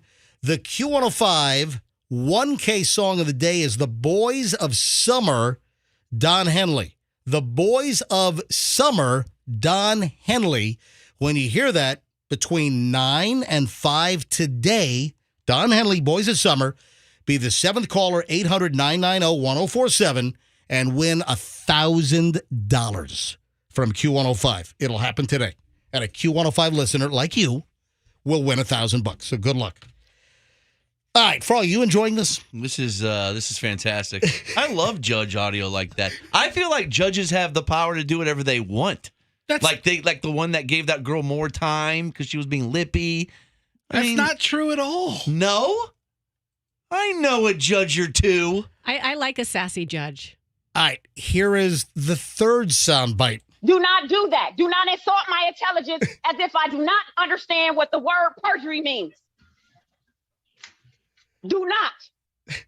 If it's a criminal offense, then it's a criminal offense. This judge is getting yelled at by this plaintiff. And it is insane. The judge is, he's containing himself. Man, I wouldn't have patience like this. If I were judge, there's no way. Oh, you would never be a good judge. Are you kidding me? You'd be an awful judge. You're the worst judge on earth. First of all, they don't make robes that little. Well, I mean, they do. It's just a regular size one. Get the short joke in. All right, great. They take a regular one and just hem it up. You feel better about yourself. You're 3. You're what? 3 inches taller than me? Yeah, you happy? Oh, wait, I'm 5'8" all of a sudden. What? I did a little quick math. I mean, if they can make a robe for Baby Yoda, they can make one for him. I mean, come on. I didn't say you're smaller than Baby Yoda. No, I'm just saying they can make small robes. Can I continue now? Go ahead. I mean, no. Let's talk more about garments. All right. Here is the 4th soundbite. I need you to show me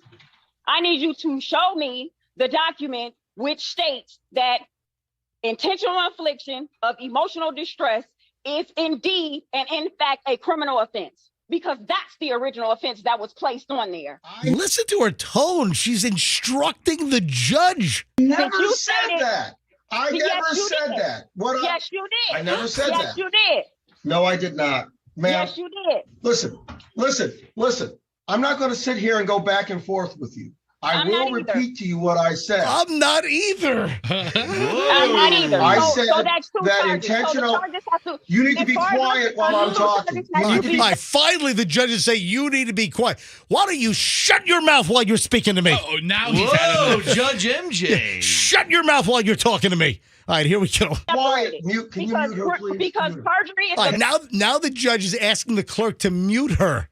Put her on mute. criminal offense. It has to go to circuit court. That will not make her hear you. Intentional infliction of emotional distress. All right, so, and then the clerk is trying to explain that if she's muted, maybe she couldn't hear you anyway. Why don't they listen to the judge? Does she not know how Zoom works? The clerk, if somebody's muted, you can still hear them, the other person. If I walked by her in the Flint airport and saw her screaming on a Zoom call, the last person I would expect her to be on with was a judge in a hearing. Hello? Absolutely. My case is getting heard. Oh, She's man. been talking the entire time. All right, so the clerk, the clerk, they muted her, and then you can hear the clerk say she's been talking the entire time, and you can see her Zoom box. And her video's still up, but you can't hear her because they muted her, and she's just going the entire time. And that's when the clerk says, "Judge, she's been talking the entire time." When the judge, I think, says, "Unmute her." All right, listen. What were we gonna say? Does Richard Jordan, the other guy, the guy who's being sued for $10,000, does he say anything in all of this? He said one thing in the beginning. I don't know why I'm getting sued. It was one date. Okay. Yeah. That's all he says. We don't even need him. All right, listen to this. Unmuted. She's been talking the entire time. Well, I said I was muted. Judge, excuse me, you don't understand how this works. Let me explain. All right, so the clerk is now telling the judge, you don't understand how this works. Let me explain to you in front of the defendant and the plaintiff. He's getting beat up all over the place. His clerk is trying to dress him down. This guy has no respect. He is the most disrespected judge in Flint. Unbelievable. Listen. She's been talking the entire time. Well, I said I was muted. Judge, excuse me, you don't understand how this works. Let me explain something to you about Zoom right quick. Okay. When I muted her and now I'm asking her to unmute, if she doesn't do something on her end, she's still muted. So right now she's still muted. Oh. And now he's getting a lecture about technology. Oh, what do you know about nothing? Let's give this guy a judge show where we just disrespect the judge. Judge disrespect. He hears your case. You can just yell at him. The clerk is just belittling him. The bailiff punches him. All right, you be the judge. Start the show. Welcome to disrespectful. You suck! Sir, Boo! I don't think you understand the definition of perjury. This judge is a bum. Look at him. What do you mean? Coming up on Disrespected Judge. Yeah. Hey, Judge, what are you going to do about it? Don't hit me. Don't hit me. I'm sorry. Yeah.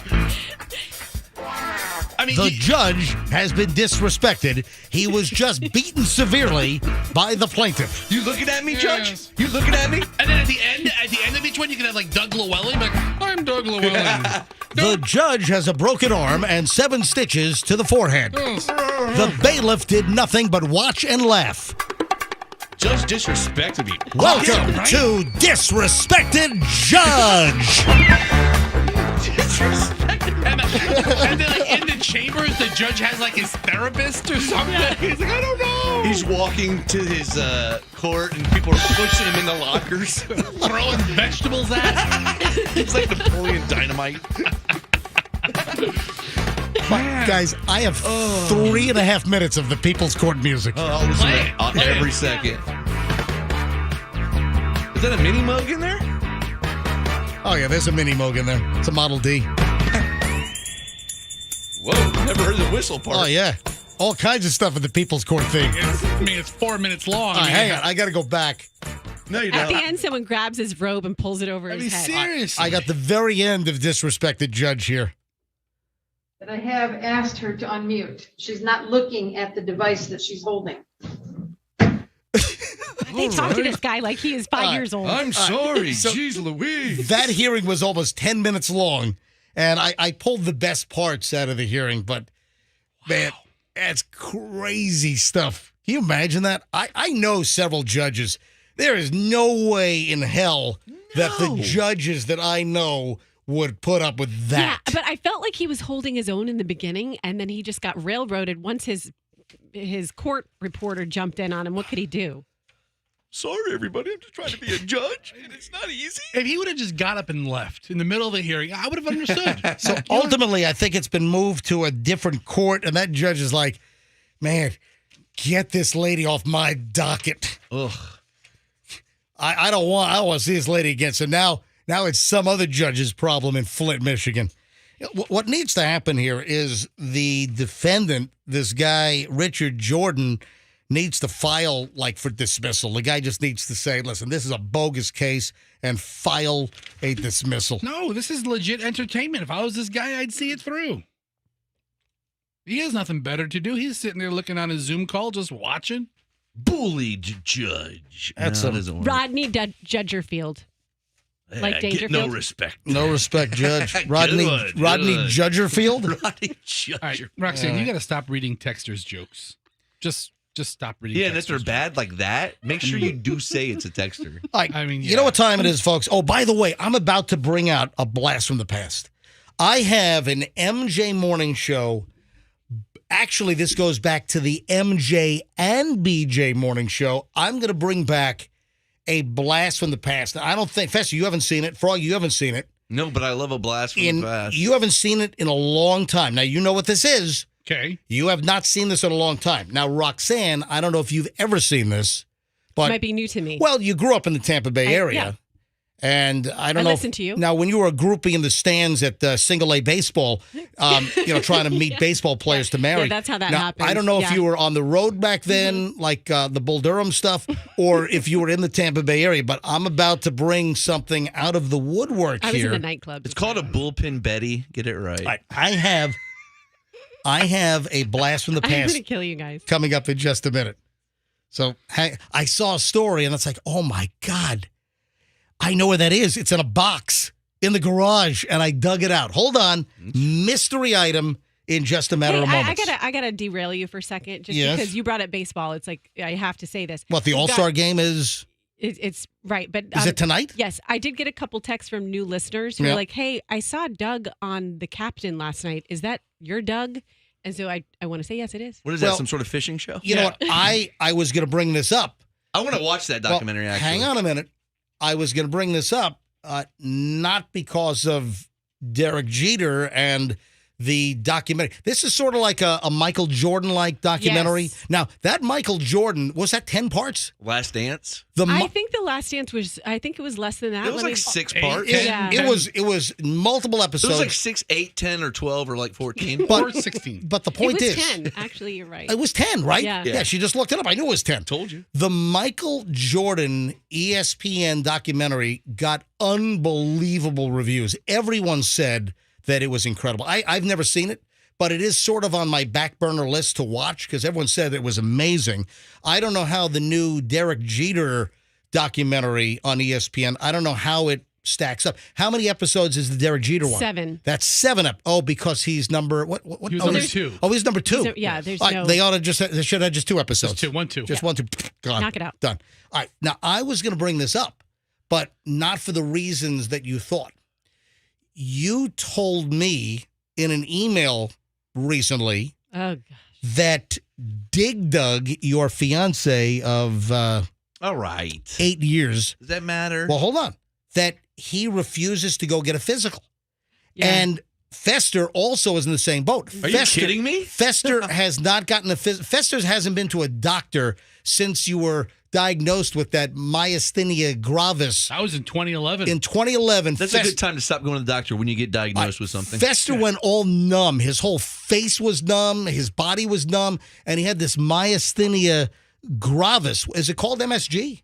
No, MSG is what's in It's what causes Asian it. cuisine, right? But isn't there initials? Is MG. Just MG. Yes. All right. Well, listen, MSG is, hey. MSG is delicious. as far as Uncle I'm Roger say MSG make food taste good. They're all over the place Remember on that? this one. There's a Uncle YouTube Roger? video of you. Oh, Uncle Roger, the Asian cook guy. Uncle Roger, the funny dude on YouTube with the funny videos. What does my lack of health care have to do with Doug's lack I'm of going health to tell you. Listen, I tie it all together, man. All Just right? like a bow. I'm working in the shoe factory tying the laces, all right? He's a cobbler, basically. The deal is that Big Doug, Roxanne's fiance, will not see a doctor, hasn't been to a doctor in how long to get a physical? He just fibs about it, from what I can tell, because I'll ask him, when's the last time you had a physical? Oh, about a year ago. Oh, which doctor did you go to?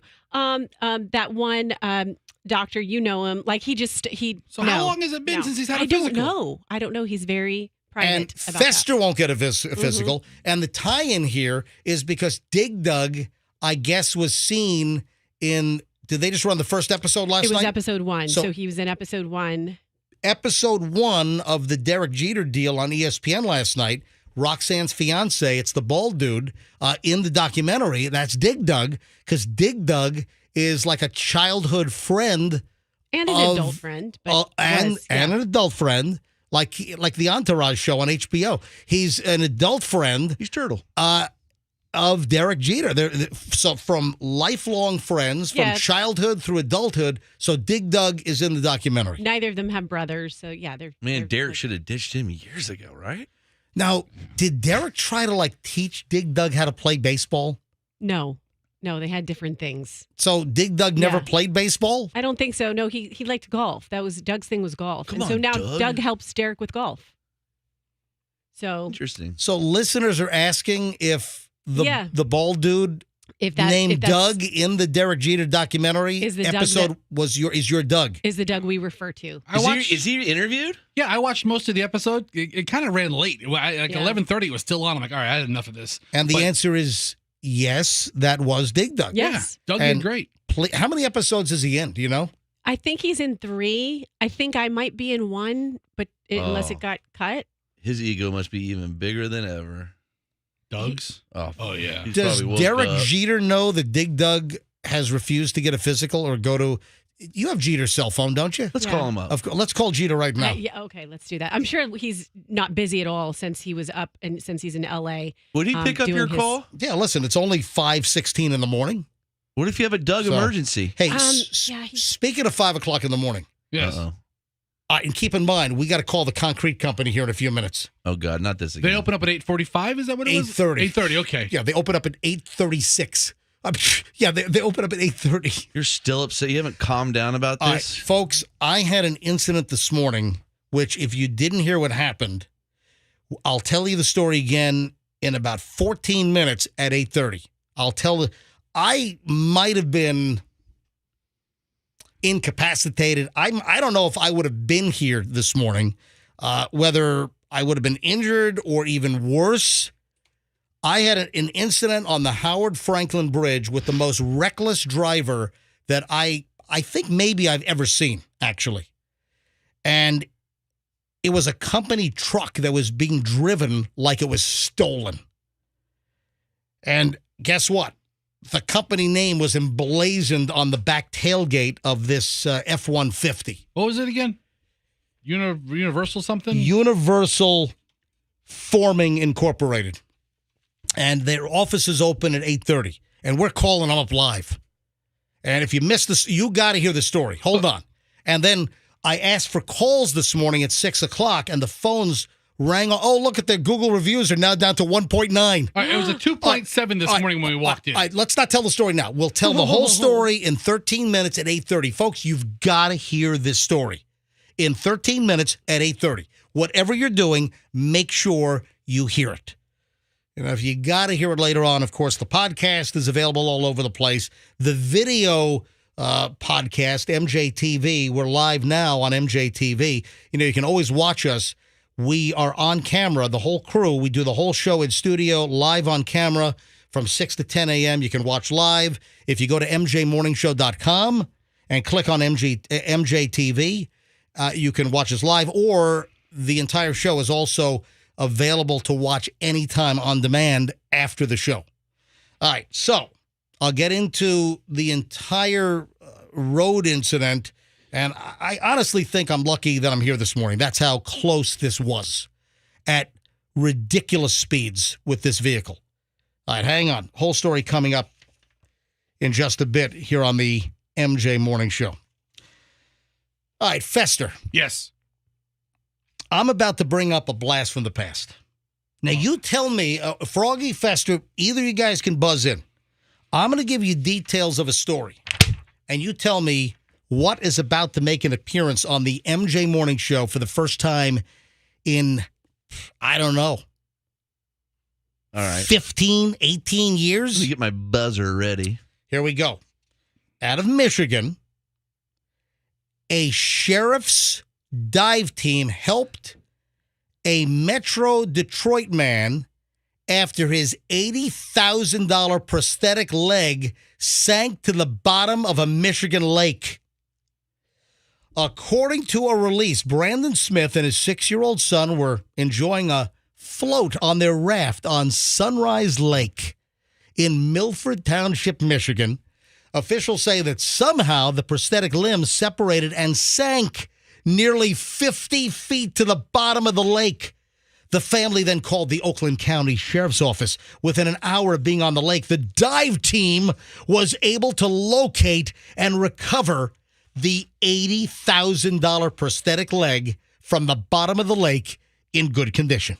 It was only down for an hour or so barnacles were not able to form just yet. Oh, oh my gosh. There was not an artificial reef attached just yet. Is it a stumpy thing? So, hold on a minute. Smith's father-in-law, Tim McIntosh, told officials that Smith had fallen from a tree while hunting. What are you laughing at this guy's? Why is he in a tree with one leg?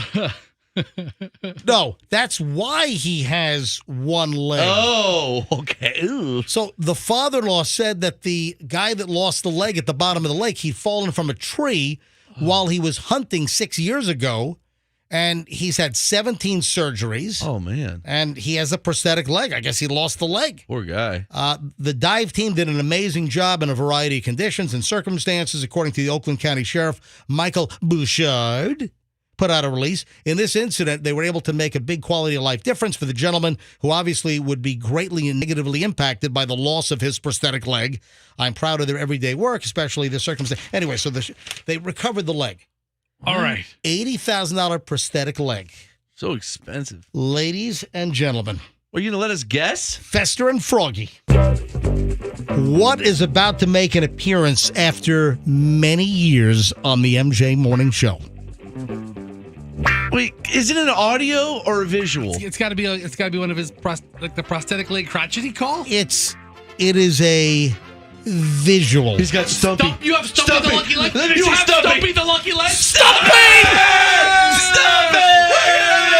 Stumpy the lucky leg. Stumpy the lucky leg is in the house. Oh my God, where has it been for 20 years? Look at that thing. In a box in my garage. That thing is Of course I remember horrible. Stumpy the lucky hold leg. on. Look at Roxanne is looking on in horror. Roxanne, take it. Oh, Put it wow. on, Rox. Oh, No, Roxanne. I'm not going to put it on. Here. No, Put it I'm on. not going to put it Put it on. on. No, Put it on. no, Put it on. no. I'm not going to. I'll touch Why it. is the ankle? It's got quite the cankle on it. This is like 1970s prosthetic Technology. All right, Oh, now, wow. Look at that thing. all right, now, That is durable. Fessa, do you recall the details of how we ended up with this prosthetic leg? Folks, if you're not watching MJTV, you can watch it later on. We'll also, you know what? We'll take a whole staff picture here. We'll do a whole morning show crew shot. We should all put it on. You know, holding Stumpy the lucky leg. Holding. I'm putting that thing on my knee. We will post that later on. You know what? Hang on a minute. Give me the leg. Let me take a picture now so I can forward it to Andrew so we can get Stumpy the lucky leg. At least a still shot. Hey, Festa, I'll tell you hi, what. You Stumpy. hold it up, and I'll take a picture right now. What kind of shoe is that? A Bobo. It's really a generic shoe. But Here we go. All right. Fester, hold up Stumpy the lucky leg. Hold up the logo Look side. how happy Fester is. All right, there we go. Is that the side with the logo on it? Yes. Oh, Yeah, okay. Stumpy the lucky leg. All right, there we go. And okay, I just took some pictures. Hey, Andrew, I'm going to forward this shot, and you can see Roxanne looking on. Roxanne, smell it. Roxanne, this is Ew. one of the. Stick your face inside the But the leg you cavity. guys won't fit into that. Your feet are bigger than this guy's. You don't put your foot No. in it. Your foot doesn't go in You it. got to kind of bend the knee and make it Hold look like on. an optical You don't illusion. have You a don't foot. wear it. The stump goes in there. Well, So- if they were going to try it on. Do you want to put your tongue where the stump goes? No, I don't. But they were Roxanne, both just saying bend they your wanted to wear it. leg. Bend your leg at the man. knee. Got Stumpy the Lucky Leg. This is awesome. This is probably one of the top 10 MJ Morning Show artifacts. It is. Hold on, I'm sending the Ever. picture to Andrew, I our mean- producer, right now. Andrew, there we go. Andrew Murray. All I right. couldn't be more happy unless the only thing that would make me happier is if we got our hands on like the Jesus pipe. Oh, no, or the Jesus The door. Jesus door. The Jesus door. Jesus door. Joe Anyway. reached out to me a couple weeks ago. For those that don't know, do you remember the story how we ended up with Stumpy? Nope. All right. The story goes that BJ and I were talking about prosthetic legs. I don't remember the exact story, but we're talking about prosthetic legs. And you know what? We need one for the show. We need a prosthetic leg. In our prop department. And a guy calls up and says, I got a prosthetic leg. I got a new one, but you can have my old one. And the guy proceeds to drive to the radio studio. And back then it was Rhonda the receptionist. Yeah. You remember the Rhonda receptionist radio quiz? We got to dig those out of the archives. You could just call her up and give it to her again. Rhonda, does she sell real estate now? I think she might be a real estate agent. I don't know. We got to get her a job with Andrew Duncan and the Duncan duo. So the guy just drops off this prosthetic leg at the radio station, and it became Stumpy the Lucky Leg.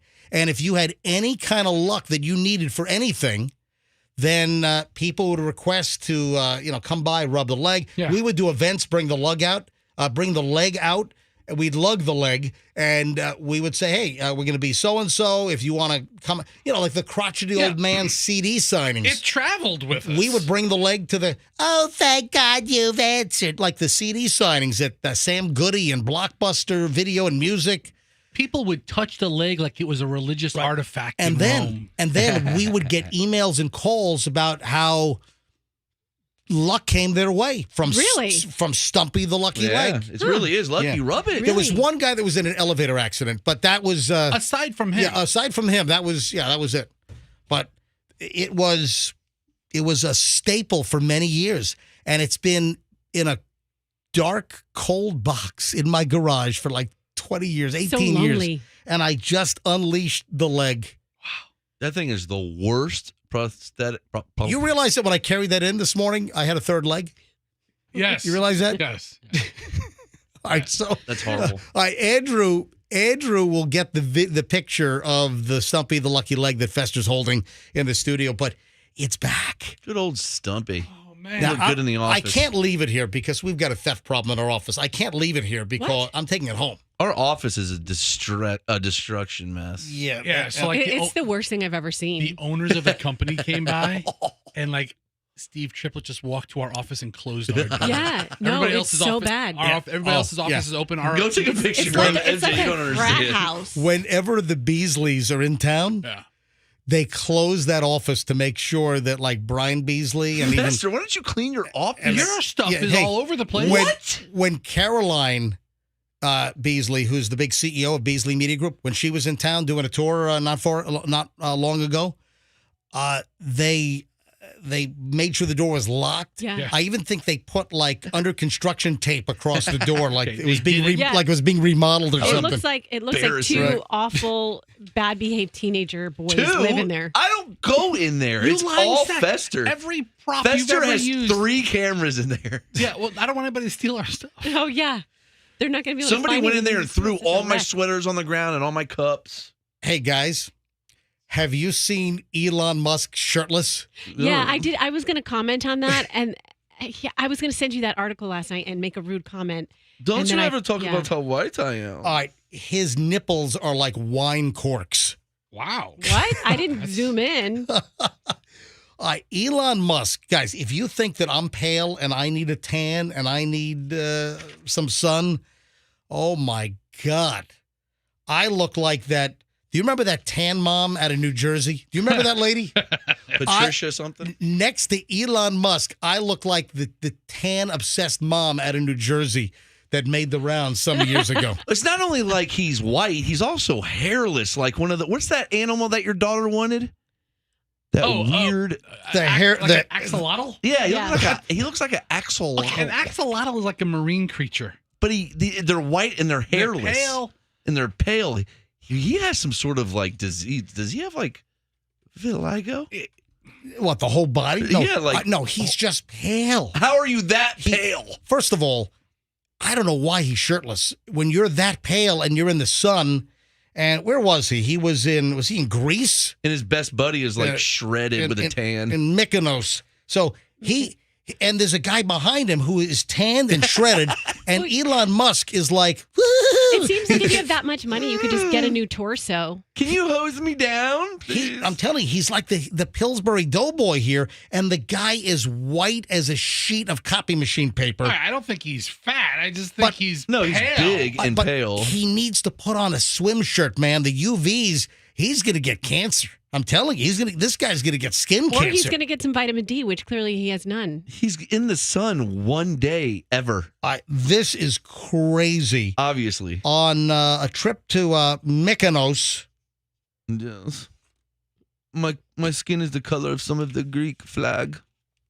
His color is the skin of the whitest Tesla you can buy. In fact, I thought that was a Model S. Yeah. Oh, my God. He's got boobs, too. He uses Crest white strips all over his body, head to toe. That's what really rich people do. They can just waste them like that. His friend is an 8-pack. He looks like a man-sized Crest white strip. That's what he looks like. You're right. Please don't take off your shirt around me. You're embarrassing me. And my giant boobies. Nah, Hey, he's a good-looking dude. Andrew, if you could you albinos. get Andrew? Could you get the link to the story, please? Andrew, all right. If you haven't seen Elon Musk shirtless on vacation, over in that's Greece, right? I don't know. It is. It's Mykonos. It's one of the Greek. Everybody's going. They got like 12 million islands over there. I've never been to Greece. I've been mistaken for an albino beluga whale. Greece is the word. The only Greece I've been to is Greece 1 and Greece 2. Oh, I'm a Greece 2 guy. Yeah. I love Greece 2. Greece 1, man. You're the what? So we will have the image. We'll have the link to the story so you can see Elon Musk. But I will warn you, if you have welder's goggles, put them on. If you have the welder's mask, put that on before you look at the picture so your eyes will be protected. He's wearing SPF 1000. I don't know. SPF 5 million. I don't even think that would work, actually. I will have the picture up through the link in a bit at mjmorningshow.com. That's mjmorningshow.com. And Andrew, where are you going to put it? You're going to put it in the stories we mentioned section? Okay, so mjmorningshow.com, stories we mentioned. There's a lot of stuff. We got the video at the hey, did you put the judge video up as well? All right, we ought to put the judge video up from that crazy encounter that we played a little while ago. All right, we've got a deal. It's 8:31. We've got a deal with part 2 of my situation of what happened to me on the ride into work. Want me to go check your car real quick? You know what? If you think that he might not be a clipped bad your mirror. It might not be a bad idea. You can call me on my celly.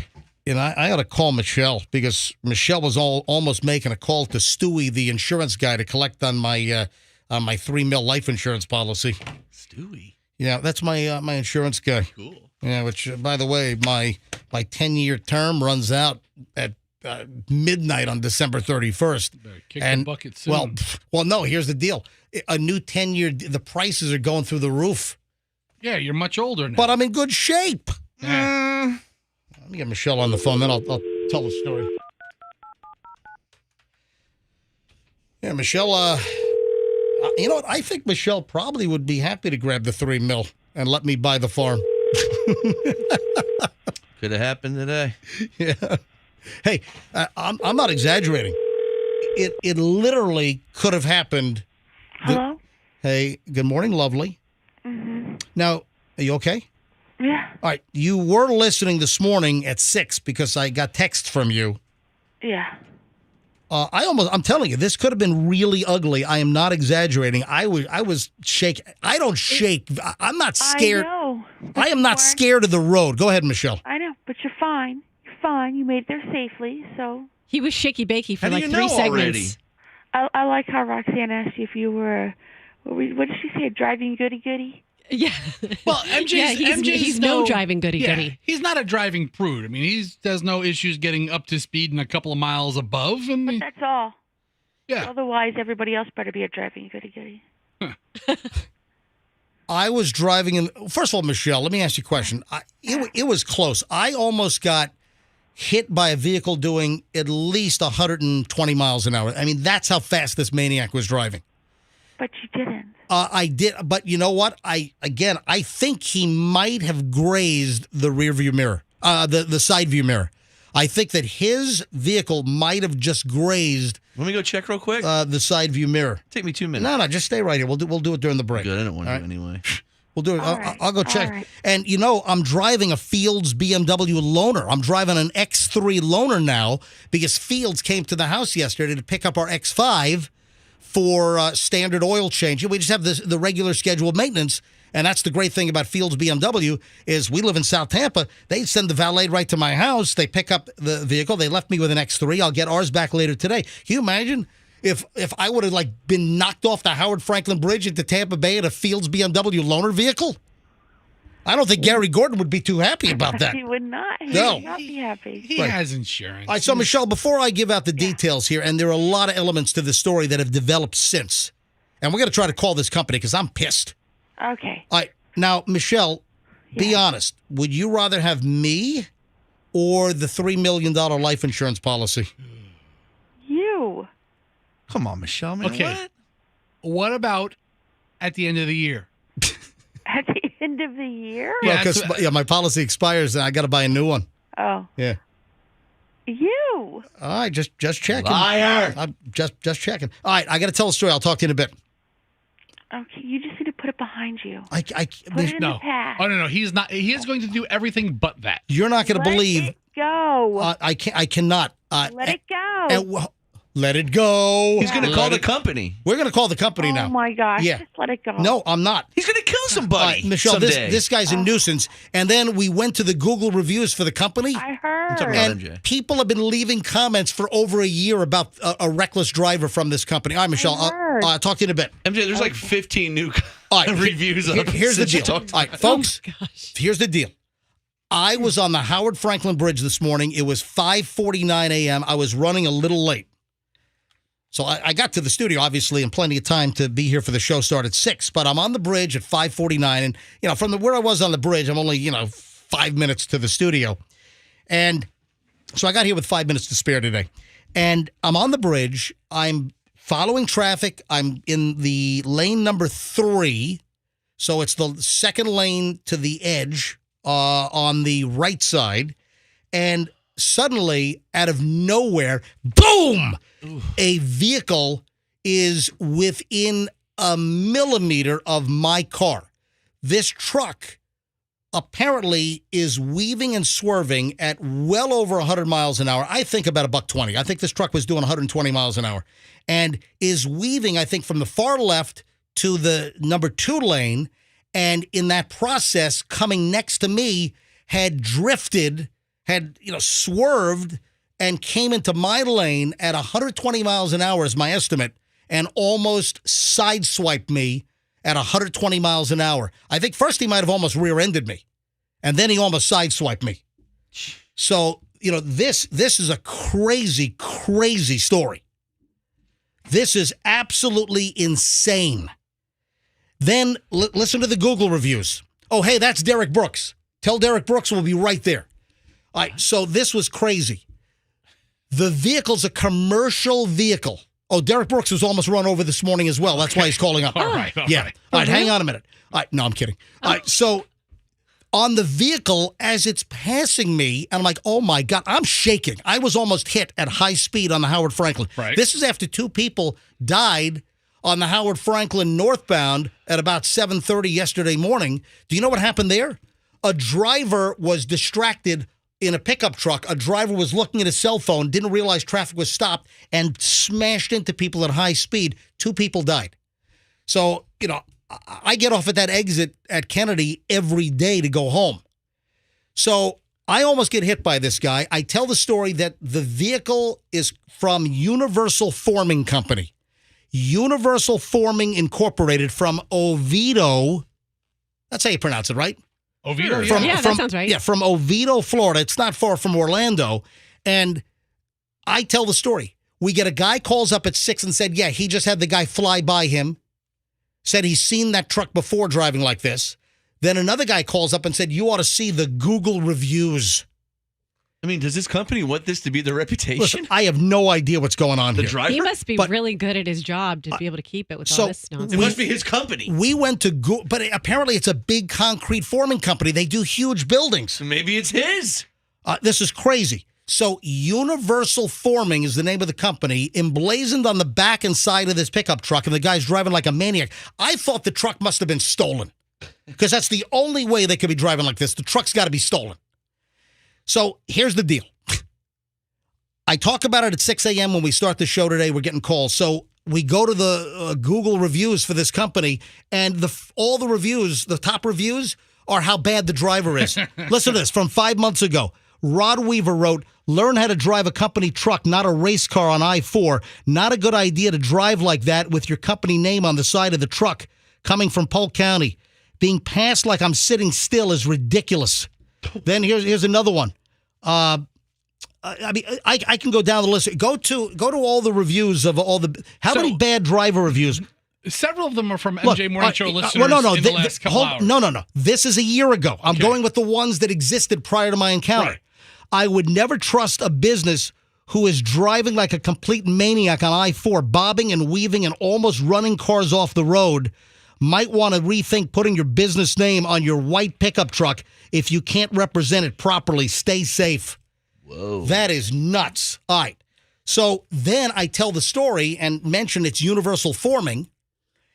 And suddenly, when we started this morning, they had a 2.7 Google review. Now they have a 1.9 because all of the MJ Morning Show fans have been leaving messages like, "You almost ran MJ off the road. You almost killed MJ. They shall feel the wrath of our morning show." Oh, my God. Anyway, guess what? We're going to call this company in a few minutes. Hold on. They opened up at 8:30, so their website says. We're going to call them up, and I want to find out what the hell's going on.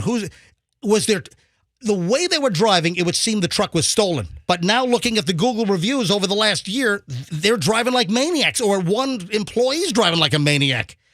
Let me say good morning to Derek Brooks. Hello, Derek Brooks. Welcome to the MJ Morning Show.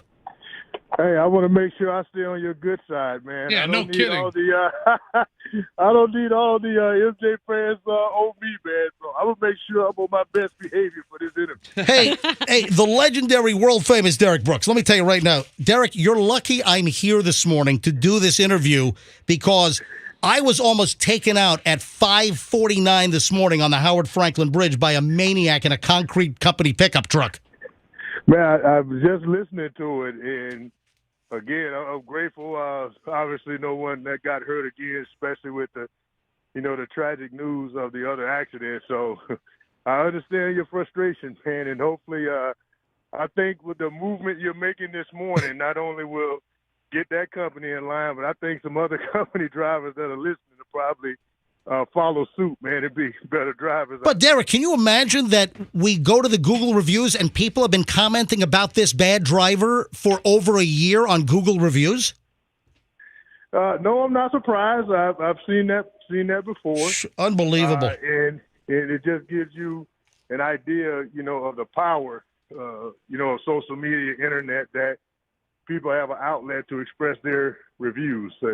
So like I say, hopefully, man, your goal gets accomplished of changed behavior. Yeah. With these drivers, not just with this company, but any other company out there listening, that these people pay attention and become better and safer drivers. You know what? I'm going to send my personal representative, Derek Brooks, to have a chat with this guy. Yeah, that'll fix it. Yeah, that'll do it. Hey, listen, Derek, you do wonderful work. We've known about your philanthropy. We've known about your charity work for years. Obviously, legendary Tampa Bay Buccaneer Derek Brooks on the line here on the MJ Morning Show. And Derek, you've teamed up with our great friends at PDQ, and they are rounding up checks with all of the change going to your charities. Tell us about it. Well, it's our latest endeavor in terms of our partnerships with Derek Brooks Charities. I'm grateful that Bob Basham and Nick Reeder have allowed me to be a part of their brand, to affect and help kids. And for 1 minute, I just want to take you back to my first encounter with Bob Basham, the founder. I got introduced to him through Leroy Selman. And another legend. Yes, many years ago, Leroy just was just telling me about, hey, here are the players in the community that are doing good and building those relationships. And Bob was one of those gentlemen that he introduced me to. And in all these years, I'm just very grateful to have that relationship with him. So I've been talking to Jeff Camus for a while about how do we partner together. My foundation, the PDQ franchise, and let's see how we can affect change. And the right time has come now, and we're just asking the community to continue to trust me and invest with me in terms of raising funds to help our youth. It is very easy. So now through August 7th, when you go to any of the PDQ locations, the 17 here in the Tampa Bay area, 30 participating in West Coast and Central Florida, any of the PDQ locations, if let's say your check is $13.50, you can go ahead and round it up to 14, and that 50 cents, all of it, every penny goes to Derek Brooks Charities, and of course helping youth, inspiring youth in the Tampa Bay area to get educated, empowered, to embolden their futures. And Derek, listen, you've done a lot of great work over the years. Hey, what was that? Was it a United Way commercial with the kids singing on the bus? Oh, Derek, how did that go? Well, that was a campaign back then when it came up with the "Who's your favorite player?" Who's your favorite player? His name is Derek. Was that it? Mr. Derek Brooks. Oh, hey, Derek, sing it for us real quick. Oh, go on, sing it. No, because he's not the one who. MJ, you have to sing it to him. Yeah. I mean, that's the way it goes. He doesn't sing his own song. He's Derek frickin' Brooks. Yeah. So who's your favorite player? Now you sing, MJ. Mr. Derek Brooks. There you go. I'll never get tired of hearing it. That is great. Hey, Derek, great to have you on. You are welcome on the MJ Morning Show anytime. All right, thank you, guys. And again, I appreciate you allowing me to share with our Bay Area what we're doing with PDQ. And just for your example, I'm just asking those. They don't have to stop at the 50 cents. They can get a little more if they feel so generous. Yeah, listen, if you want, they'll take whatever donation you want to give to Derek Brooks Charities at PDQ. Listen, it's the best crispy chicken sandwich in America, the best tenders around, best waffle fries in the business, and of course, now you can help donate to Derek Brooks Charities. Who's my favorite MJ Morning Show caller? Is Mr. Derek Brooks. All right, I love it. Derek, I'll have him work on that, Derek. I'm sorry. Smooth it out. I'll have him work on it a little bit. Take care, guys. Buddy, great to have you on. Thanks. All right, there we go. All right, when we get back, we're calling this concrete company. All right, we're going to call them in the next segment. Now, I don't know how this is going to go, but I guess we'll find out next. Back in a minute on the MJ Morning Show here on Q105. Hey, let's...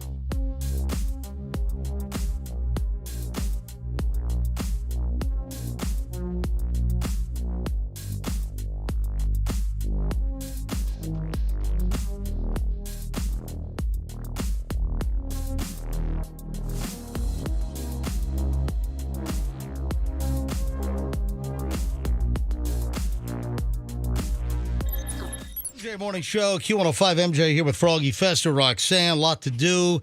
Got another long chunk of the show starting right now. We're going to call this concrete company. And Fester's like, hey, MJ, how do you think this is going to go? I'm like, I don't know. I don't expect to get a manager on the air that's going to talk to us, but I at least want to get the process going. Oh, you know what? In all my frenzy ending the last segment, I forgot to do my 30-second spot for Andrew Duncan of the Duncan Duo. God, this guy's really this bad driver is just consuming your. It is. Your It is throwing you off. Guys, when I say I was rattled and shaken this morning, it was that close. I have not been rattled and shaken like this since the pilot collapsed on one of my flights and we nosedived 29,000 feet in 1 minute. All right. Well, what color was the car again? No, I'm kidding. That didn't happen. But it was like a silver F-150. All right. There's a silver scratch on your mirror. Was that there? Is there really? Are you making this up? I'm telling you, it could be. That's how close this pickup truck came to me. The mirror wouldn't be silver. The mirror's not even there. No, the mirror is there. No, I haven't checked. I forgot. On my Fields BMW X3 loaner, since mine's getting the oil change right now. So on their website, hey, let me mention Andrew Duncan here real quick. I forgot to do the spot. Okay. And what is going? And Fester, who left their phone in here? I'm doing my International Diamond commercial. Your phone's ringing in the middle of that last segment. Really? I'm doing a live spot and your phone's ringing. That's what distracted me from doing the Andrew Duncan spot. Oh, so at least it was Fester's fault. Hold on, we're calling the concrete company here in a second, but first I got to mention Andrew Duncan, our good friend from. Oh, we've got to get him on maybe tomorrow and talk about the Edward Scissorhands house because. We might have an update. Oh, I think we've got a big update on the Edward Scissorhands house. Listen, bottom line, folks, if you need to sell a home in Tampa Bay, Andrew Duncan Duo. They're the biggest. They're the best. Over 3 billion sold. Just go to DuncanDuo.com. DuncanDuo.com for Andrew Duncan. Consider your place sold, folks. If you're serious about getting your house sold, DuncanDuo.com. DuncanDuo.com. That's the deal. All right. Let's call the concrete company. I was almost mowed off the road by one of their trucks. It's Universal Forming, and they're based out of Oviedo. And checking their Google reviews, even before a bunch of MJ Morning Show listeners left reviews this morning from 5 months ago, a year ago, people are complaining that these trucks or a driver in a company truck is driving like a freaking maniac. This is not a good look for any company. It is not. 407-977. Wait, they're in Orlando? They're in Oviedo. Yeah, Oviedo. All right. Fester, pick up the phone. Pick up Hot 1. Pick up hotline number 1. They opened it. Hey, is there an owner or a manager there? They opened at 8:30. Hey, this is Fester from the MJ Morning Show in say Fester. In Tampa Bay, Florida. Yep, in Tampa. Hey, all right, Fester. Are you the guy? Can we talk to? Can we talk to them on the air? We're a radio show. We'd like to talk to somebody from your company about. No. Just about some stuff about a driver. About one of your drivers. We've had yeah. Can we talk to them on the air? Yeah, we had a big run-in with one of your drivers your this driver morning almost at about 5:45 this morning in Tampa. And I know you guys are in town doing the Ritz-Carlton project.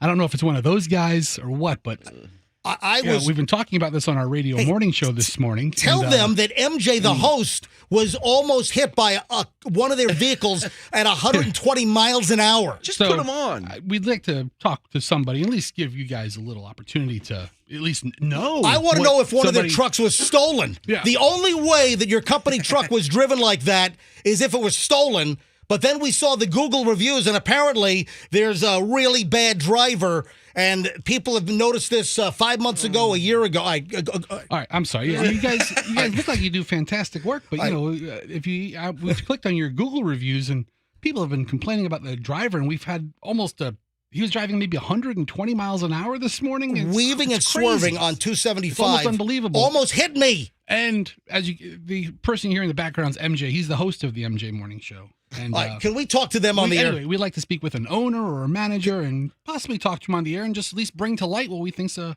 pretty important situation. Or I want to find out if one of their trucks was stolen.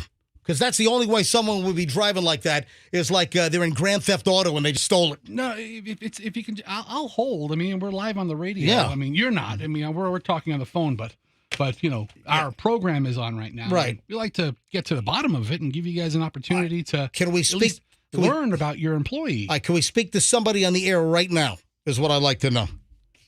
Guys, I'm telling you, I could have bought the farm this morning. I appreciate it. You've told us. All right, so are you on hold now, Fester? All right, he's seeing if anybody's available. Is he nice? The first guy. I mean, the first guy's just a. It sounds like just a guy. So what is he saying when I'm screaming in the background that one of their trucks almost killed me? What are they saying? Whoa, really? Oh, you don't say. So are they available to come on air? So this guy's asking around, or he's going to see if the boss is in, or something along those lines. I mean, this is hey, their website, their concrete work looks phenomenal. I mean, they've got a big job right now. This looks like the company I would want to hire if I'm doing major concrete forming of a building. I mean, their concrete work looks great, but I just need to know what was going on with that truck. They get there fast.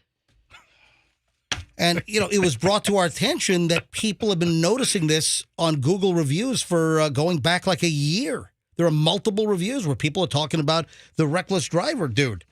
But, in today's day and age, everybody wants things now. These guys are like, we'll get there now. Guys, I was shaken, not stirred. I was rattled. And I do not get rattled easy. And this was rough. All right, so I got a pile of things we got to do here. So while we're on hold, I guess Fester's on hold right now. See where this actually goes. I saw a video yesterday that was hysterical. A guy in underwear walks behind, I would imagine, his wife, who's doing a live shot on CNBC. Awesome. The Squawk Box TV show? Uh-huh. Yeah. All right, so Squawk Box on CNBC, the financial network CNBC. And this was yesterday morning. And the anchor, Andrew Ross Sorkin, was interviewing Oris Asset Management CEO Karen Firestone. And first of all, there was a dog barking in the background. That's the first thing. Dog barking in the background. You got to hear this. And then a guy walks behind in underwear. We have so many different investors, technical analysts and others who say, okay, summer might be fine. And I see we have another guest that's joining us. Dogs of the Dow. We appreciate that. This is the dog days of summer. People talk about it that way. We were talking about this being I'm sorry. Don't be sorry. We love this. It just adds to the sort of, this is a live show. That's what we enjoy. So it goes from the dogs barking. Oh, man, my dogs are barking. I'm John Candy. So I hate that expression. Now, here's the deal. My dogs have actually barked on my afternoon show sometimes. That's happened in the past. And so I know what it's like. But then it goes from dogs barking to, I think the lady's husband walks behind the shot with just his underwear on. We ought to get this up. Hey, can you get the video? Can you post this as well? All right, we'll put this. You got to see the video. And we'll stick it up on our website, mjmorningshow.com, mjmorningshow.com, and we'll put it on the videos we mentioned on the show section. And it's just hysterical. Who is it that walked by. It's It's a husband, right? It's the lady's You husband. don't know that. Or it's her geriatric lover. It's CEO of Karen Firestone's husband walking by with his underwear on. Yeah. It's hysterical. All right, Fester, I saw you just hung up with the concrete company. What's the story? We have big news. What's the big news? The person you're looking to talk to won't be until about 10 o'clock. Yeah. His name is Todd. Are you serious? I kid you not. So 10 a.m. Todd. So Todd's going to talk to Todd. Then eventually I asked him, what's this guy's title? And then the punk hung up on me, which was very poor customer service. What Todd's title was? I was like, hey, and is this the owner or the manager? And he's like, yeah, just call back. Click. And then he hung up. So that's how it ended, but we have to call back after 10. All right. Well, you know what? We're going to stay on the air late today. I'll let Gino know that he might not be on until about 10:15 this morning. Oh, no. All right. Oh, no, Gino. Yeah, we're going long today, folks. Going long. All right, we got a lot of ground to cover. Fester, I think your favorite story of the day is number one item. You sent this to me last night. I had already seen this. And in fact, we had this in the pile yesterday. Okay. This was a story that I actually, I saw this on Sunday. This was in the pile for yesterday. We didn't get around to it. I was ticked off we did not get to it yesterday. I know. You included it in your email to me last night saying, we got to talk about this story. Man, this story's great. The Great California Jewelry Heist. This is nuts. This is like out of a movie. Froggy, you could not write a better movie than this. This is Ocean's 15. Serious. Or whatever the hell they're up to now. This is crazy. Now, was this in San Francisco? It was an armored vehicle driving between apparently like L.A. and San Francisco. How far is that? Oh, that's an 8-hour drive. That's a haul. That's a perfect hit. I mean, an 8-hour drive. That's an I-5 haul, or they call it the 5. That's a haul on the, or if you want to do the scenic route, I mean, you could drive the coast. You can drive, US 1. I don't know that they had millions of dollars in jewelry in this taking the scenic route between cities. A heist has been pulled off. Up to $150 million in jewels were stolen from a Brinks armored truck as it was driving from one convention show to another convention show. And it happened last week. There were rare, one-of-a-kind pieces that were in 25 to 30 bags in the back of this high-security Brinks vehicle. Yeah, not that high security. Obviously, there's a flaw in their system. The vendor who lost the inventory says, my life, that's how I live. That's how I feed my kids. The distraught vendor said that this is a priceless inventory. He spoke to KPIX, CBS channel up in San Francisco. He said, you're looking at 19-karat gold with over 100 carats of multicolored sapphire. Merchandise that is one of a kind. And now the FBI is investigating the crime. It happened early Monday, July 11th. Oh, man. They still haven't caught the people? So wait a minute. Why did the story just come out over the weekend? The story just came out. This happened back on July 11th. They had to have kept this quiet. I mean, Brinks has to know how to keep things quiet in case of like a robbery. Folks, this could have been out of an Ocean's 11 movie. I mean, this thing crazy. The cargo was loaded onto a Brinks truck the night before. It was at the International Gem and Jewelry Show in San Mateo, which is just outside of San Francisco. And they were driving the loot. They were driving the jewelry south to another jewelry showcase at the Pasadena Convention Center. So this guy hires Brinks to move the load. Seems legitimate, right? Yeah. Isn't that the company? That's the one you'd want to hire? The truck was robbed in Lancaster, California. I think in California they call it Lancaster. And, of course, in Pennsylvania, that would be Lancaster. Lancaster. Yeah, Lancaster. This is nuts, and I don't think they have any clues on this thing. The driver pulled over at a Flying J Travel Plaza. Yeah, I got that. I mean, first of all, there's a million of those. Right, but was it cased? Did the person who took it knew what they were getting themselves? Somebody knew the stuff was in that vehicle. Somebody knew They were following that vehicle, and they were waiting for the right time to make their move and to hit the vehicle. Inside job. I don't know. Was it an inside job? Was it somebody that knew? Could it have been an employee? Could it have been an insurance job? Listen, who knows? Obviously, the cops and the FBI, when you're looking at up to $150 million in jewels, you got a serious investigation going on here. And then how do you move this stuff? I mean, it's worthless unless you could sell it, right? Well, probably. You can't just sell it. Well, what you do is the actual pieces themselves, you don't want to move those pieces. You take all the stones out. So all of the diamonds, all the precious stones would be taken out of the settings. All of the precious metals would be melted down. Oh. So you wouldn't have a detailed, well-known brooch, for instance, that's worth $6.5 million. Sure do know a lot about that.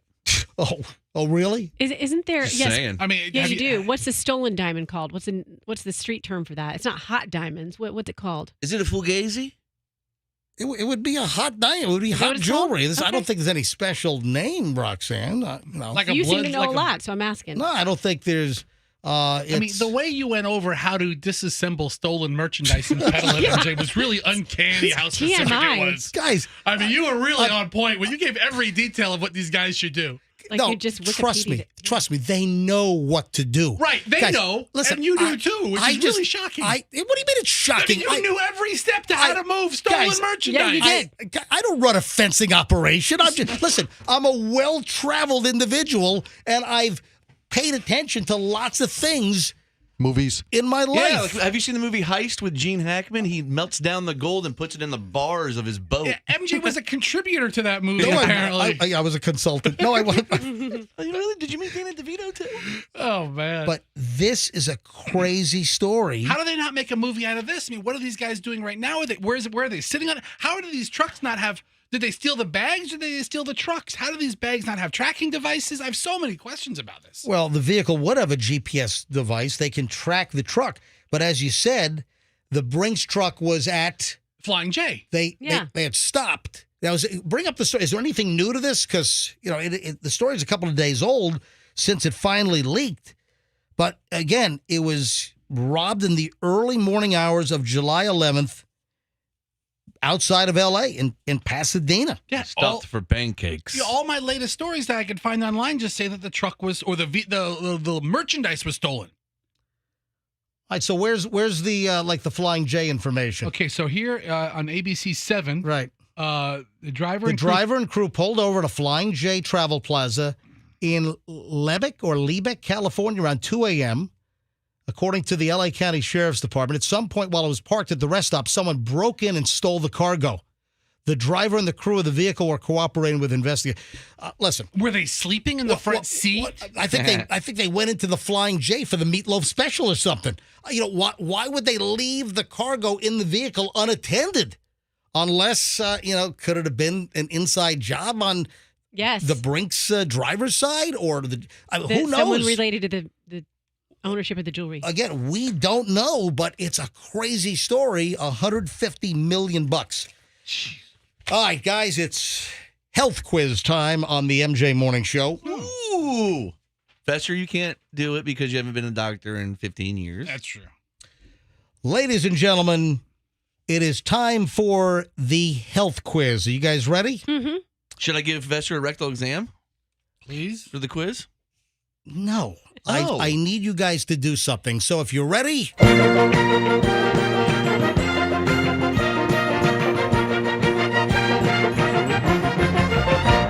It's health quiz time. Oh. That's our health quiz music. Yeah, it feels like a PSA for like a public library. From 1982. All right. Apparently, half of Americans cannot touch their toes without straining. Oh. Define straining. But some people might strain in silence, so you don't know if they're straining. Maybe the number is greater. A new survey, more than 7 in 10, 73% of Americans want to keep their physical activity up. They want to keep up with their kids. But there's a recent survey, 2,000 adults were asked about their routines, their exercise, their lifestyle. And how things have changed over the past 2 years with the whole pandemic thing.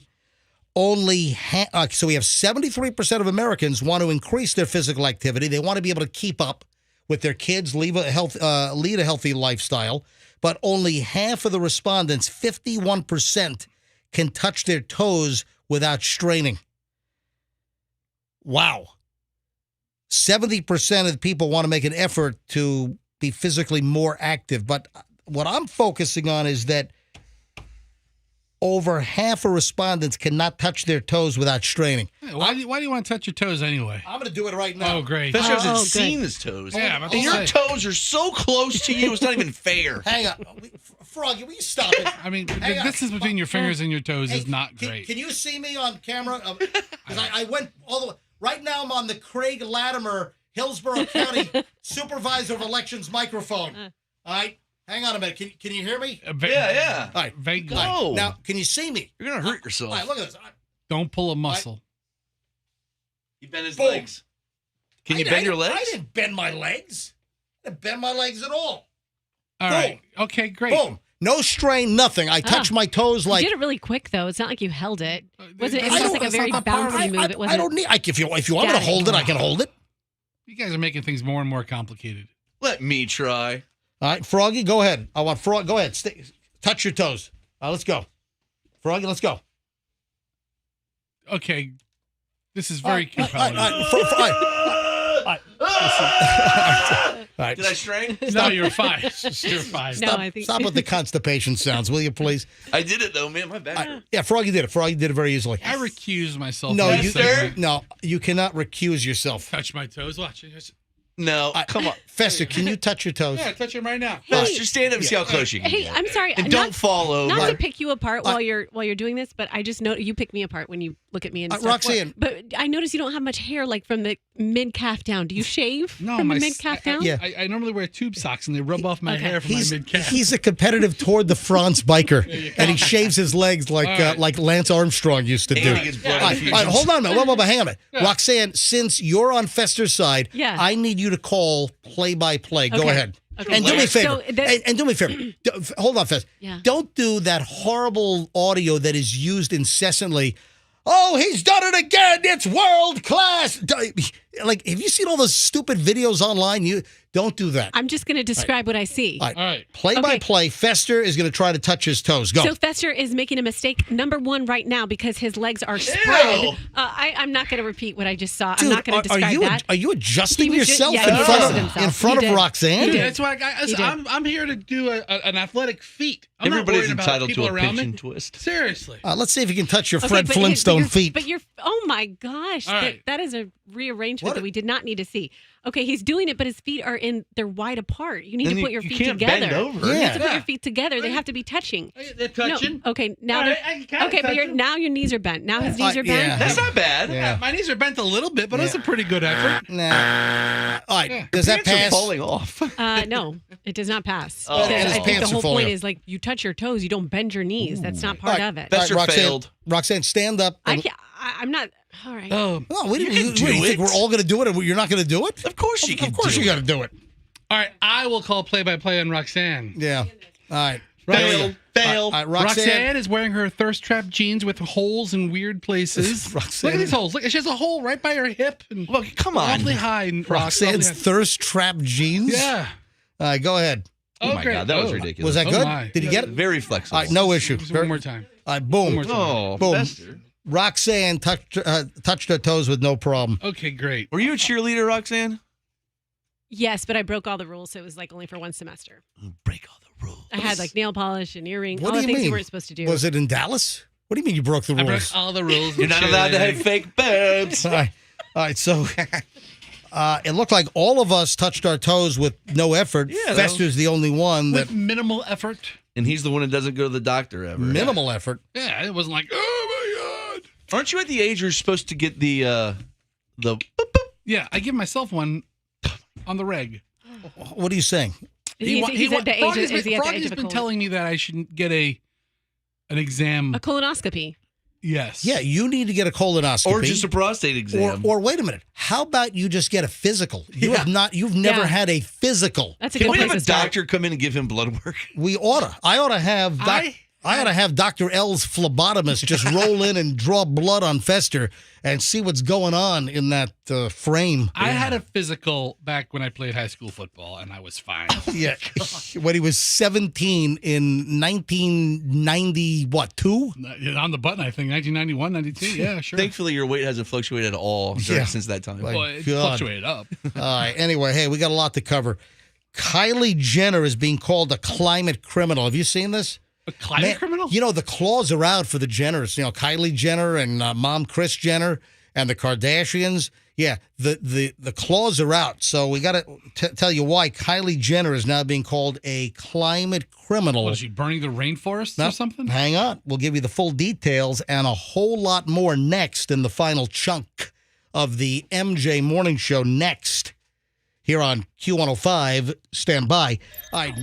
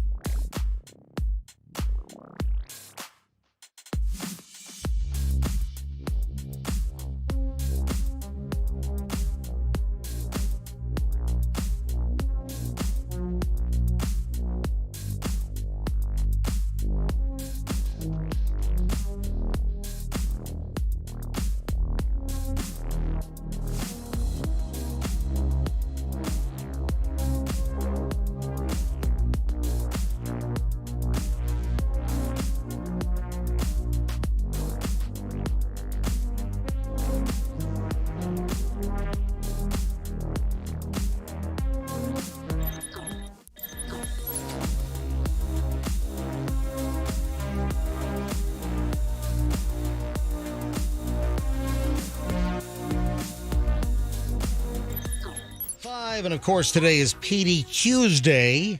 We've got a PDQ $50 gift card to give away before the end of the program today. So stand by.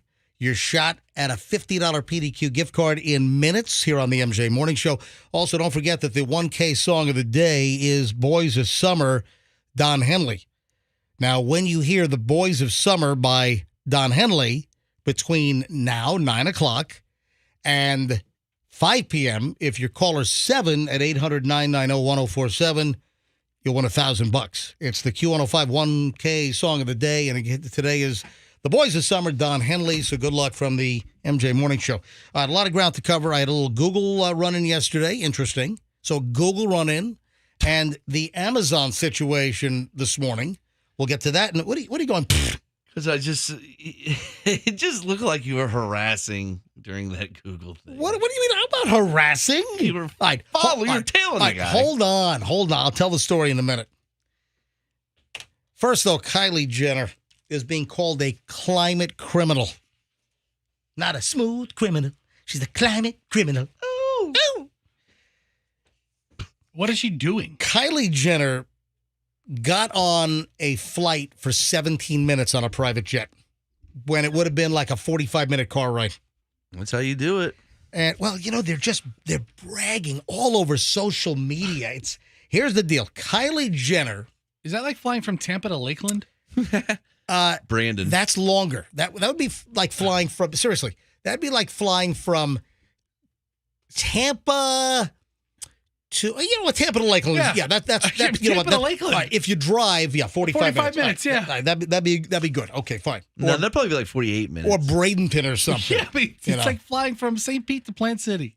A Twitter account called Celeb Jets, they posted Kylie Jenner's route after she flew from Camarillo, California to Van Nuys last Tuesday, and the trip took 17 minutes. Now, originally, they estimated the trip would take only 3 minutes as opposed to a 45-minute drive, but later they updated the flight time was 17 minutes. Now, I don't know if they went straight in, but this Celebrity Jet site, they track a lot of these celebrity flights, and they're pointing out, did Kylie Jenner really need a private jet to fly for 17 minutes? Give me a break. Well, let me ask you this. Do they need their houses as big as they are? Do they need the clothes they have? It's just she has the money to spend on it. Hang on. I'm not defending her from an environmental Roxanne, standpoint. Hold on a minute. There's a difference between having a big house and taking a ridiculous short jet flight when you can get in a vehicle and be driven versus using a private jet. I'm not defending her. I'm just saying when you have that much money, it makes no difference to you. You're like, what's the quickest amount of time I can get somewhere? Oh, it costs this much more? Okay, fine. It doesn't matter to her. It's just like... You know what they say. It's all relevant.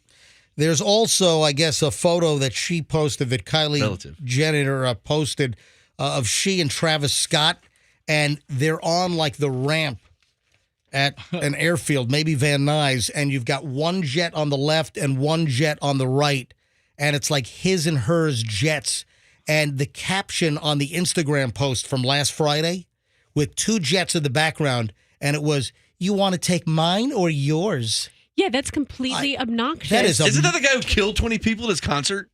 Yeah. Travis Scott. Yeah, he had a little issue. And he's bragging about a little issue. Little issue. Just a couple lives. All right, he had a big issue. And he's bragging about his jet. I'm sorry. A picture of them standing near 2 private jets. Hey, you want to take your jet or my jet? Everybody knows somebody like that. That is obnoxious. It's super, super duper obnoxious. But I know people who act rich. Yeah, the even bigger thing is like, you're going to tell me about the environment when this is how you roll around? That's why she's a climate criminal. Yeah, she has 2 jets. Climate criminal. Climate criminal. What's her name? Kylie Jenner. Okay. Kylie, are you okay?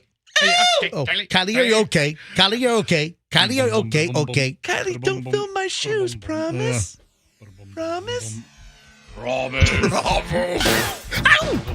This song's awesome. Climate criminal. All right, so Celeb Jets at Celeb Jets Hang on on a Twitter. sec. Got a little flight, gotta take to Van Nuys. You sound just like Michael I Jackson. know, I'm telling you. It's amazing. Climate criminal. Uncanny. Same here. Yeah, this is terrible. And then there's more.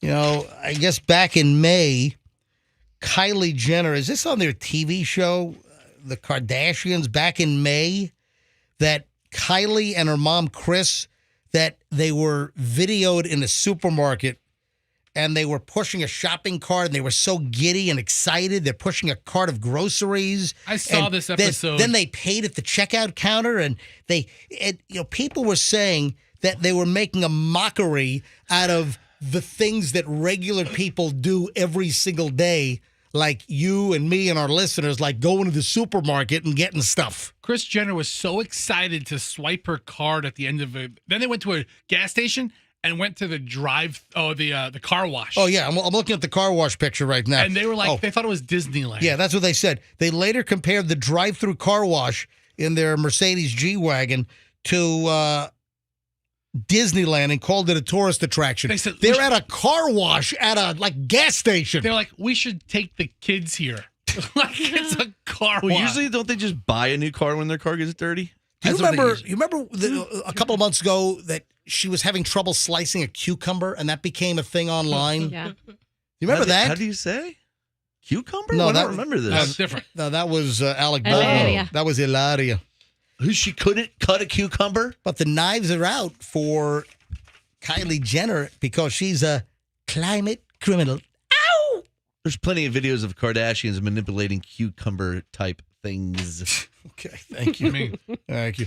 They don't know how to cut them, but they know how to eat them. Do you think, let me ask you a question. A lot of vegetables in their diet. All right, thank Very you. healthy All right, eaters. Vegetarians. Do you think that Amazon ought to be ringing my buzzer at 5 o'clock in the morning? No. Is that a little early? You know, I don't know. They have a lot of deliveries. I mean, it's Come on. I was just getting up, 5 o'clock, and our buzzer's ringing, and it rings my phone, and I'm like, what is that? Maybe they've seen you up milling about. Well, no. Milling about. Yeah, what, they're peeking in my windows? Oh, He's they're milling. Oh, He's oh, milling. they're milling. I'll ring the doorbell. It's fine. So Michelle also had her cell phone buzzed, and I was just getting out of the shower. It's 5 o'clock this morning. She's like, it's Amazon. I'm like, what the hell are they ringing the buzzer for at 5 o'clock in the morning? Now, granted, I'm getting up, but you're not getting up. I mean, what? I don't get that. I know that Amazon does like middle of the night deliveries. I mean, I've seen the option of like delivery between, 3 and 5 a.m. I've seen that. Yeah, but shouldn't ring? I don't think they should be hitting buzzers and doorbells at 5 o'clock in the morning. That seems a little, Hey, hello. a little odd. Wait, huh? 5 a.m. throw your package on your porch and And then, Yeah.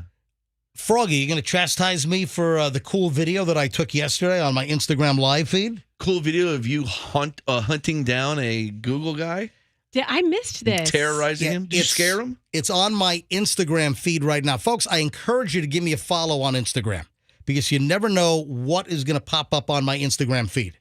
So if you go to Instagram and just search for me, I've renamed my Instagram feed. I changed it to Certified MJ Radio. So you can give me a follow, Certified MJ Radio. Give me a follow on Instagram. Yesterday, I'm in the office park here, and I see the Google Street View vehicle driving all around in circles. It goes to like in the middle of the street, and it's driving in circles, obviously trying to get that 360 panning. You've been on Google Street View where you Absolutely. can. Yeah, I mean, everyone's been on Google Maps and Google Street View. The Google Street View SUV was in our office park here at the Koger Center, whatever the hell they call it now. They were here yesterday driving. They were going through all the parking lots as well. Well, sure. It only makes sense because these are on a map. The parking lot streets show up. All right, so and you're going to be behind him now in a bunch of these videos? In a bunch of the videos, I should be behind him. I was like, man, if we had enough warning, could you imagine? You know, we get Shorty Shane out there, and I'm holding a dwarf up in the air like on the side of the road. If I mooned them, would they blur it out like they do license plates? There's a bunch of stuff on there that you can see people mooning. Hey, some years ago, and it's been replaced because they updated, but Michelle was talking to one of our like babysitters for the kids right in front of the house. And Michelle and the babysitter were on Google Street View for a couple of years until it got updated. And they blur out their faces. But it's happened. So if you want to see my video, it's on my Instagram feed. So when I shoot an Instagram live, I typically then save it and then post it. So it's posted right now at my Instagram feed, which is Certified MJ Radio. Certified MJ Radio. And it's the last item. And you can see the Google vehicle. I'm kind of following it, and Froggy thinks I'm stalking it. No, it's cool. I'm taking a video of the Google Street View. Sure, truck. nobody ever does that to him. Yeah. So probably constantly harassed. Yeah, take a look. It's on my Insta right now. All right, guys, anything else before we get out of here today? We have to call this company back. We have to call Concrete Company back. 10 a.m. Yeah, I guess I'm going to do that on my way home because, listen, I'm not going to drop that. I mean, it was really dangerous. All right, before we get out of here, folks, guys, think of any last-minute things. We'll get to them here in a second. Hey, speaking of safety, how safe is your home?